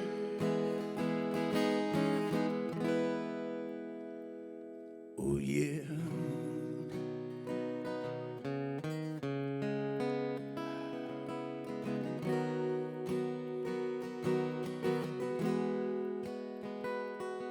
So comfort those who wake in fright, and hold them in your arms. Tell them all it'll be all right. Keep them safe from harm. 'Cause we hope as we all wait to see a snow-white dove for all the children everywhere. I ask the old ones up above, won't you hear this prayer? Well, it's not too late, turn it round. Gotta find some common ground, 'cause I know it's there. And it comes as no surprise, it's deep within our children's eyes, and it's everywhere. No, it's not too late for peace and love. I ask the old ones up above, on you hear this prayer? It's not too late.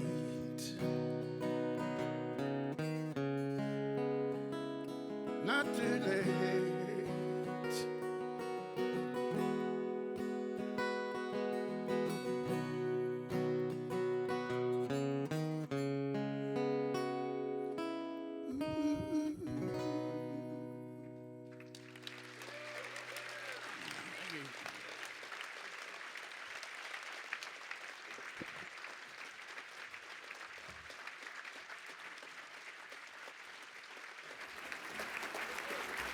Thank you so much, Archie and Craig.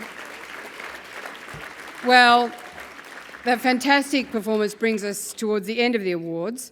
On behalf of the Commission, I'd like to thank all the finalists who are contributing to advancing human rights in Australia. I would also like to thank all our sponsors who help make the Human Rights Awards possible, and all of you for coming along and supporting the event.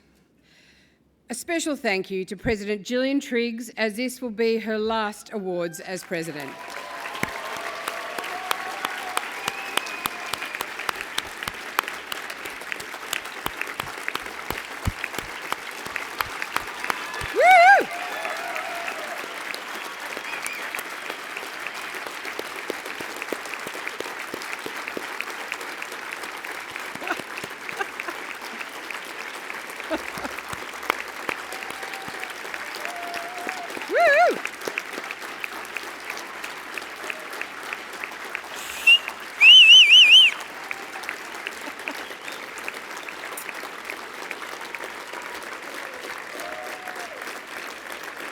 And we certainly hope that she will be attending the event for many years to come. Also, a special thank you to all the staff of the Commission, whose dedication and professionalism is always above and beyond. It is the staff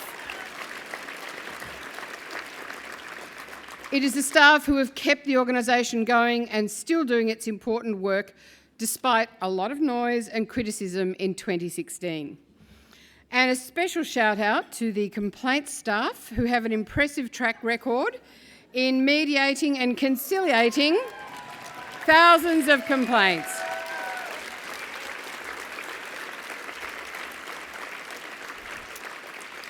I would like to say that attending this event, it craps on the Logies, basically. The Logies always plunges me into a spiral of reactive depression and shame, whereas this event has made me feel very positive about human nature and this country. So thank you very much for having me here. And I'm honoured to be in your company, and people as remarkable and brave as you are required now more than ever. I think we all feel that. Now, a few pieces of important housekeeping. We'll be sending everybody an online survey about the awards, so please take 5 minutes to fill it in so we can make the event bigger and better next year. I just realised, by the way, I'm never going to be asked to host the Logies now. Probably a good thing, it's a bit of a poison chalice. Please could the finalists stay behind to receive their certificates. Everybody else, please don't get too comfortable, as we'll need to be out of here in half an hour so the hotel can prepare for the next event. But if you're enjoying the awards catch-up, there are plenty of bars in the city and Lockout is still many hours away. Now, I did promise, because you've been so wonderful, that I would do a little spot of Irish dancing. Now, unfortunately, I have got a bit of a bung knee, so I will be Irish dancing from the waist up. And this is what Irish dancing from the waist up looks like.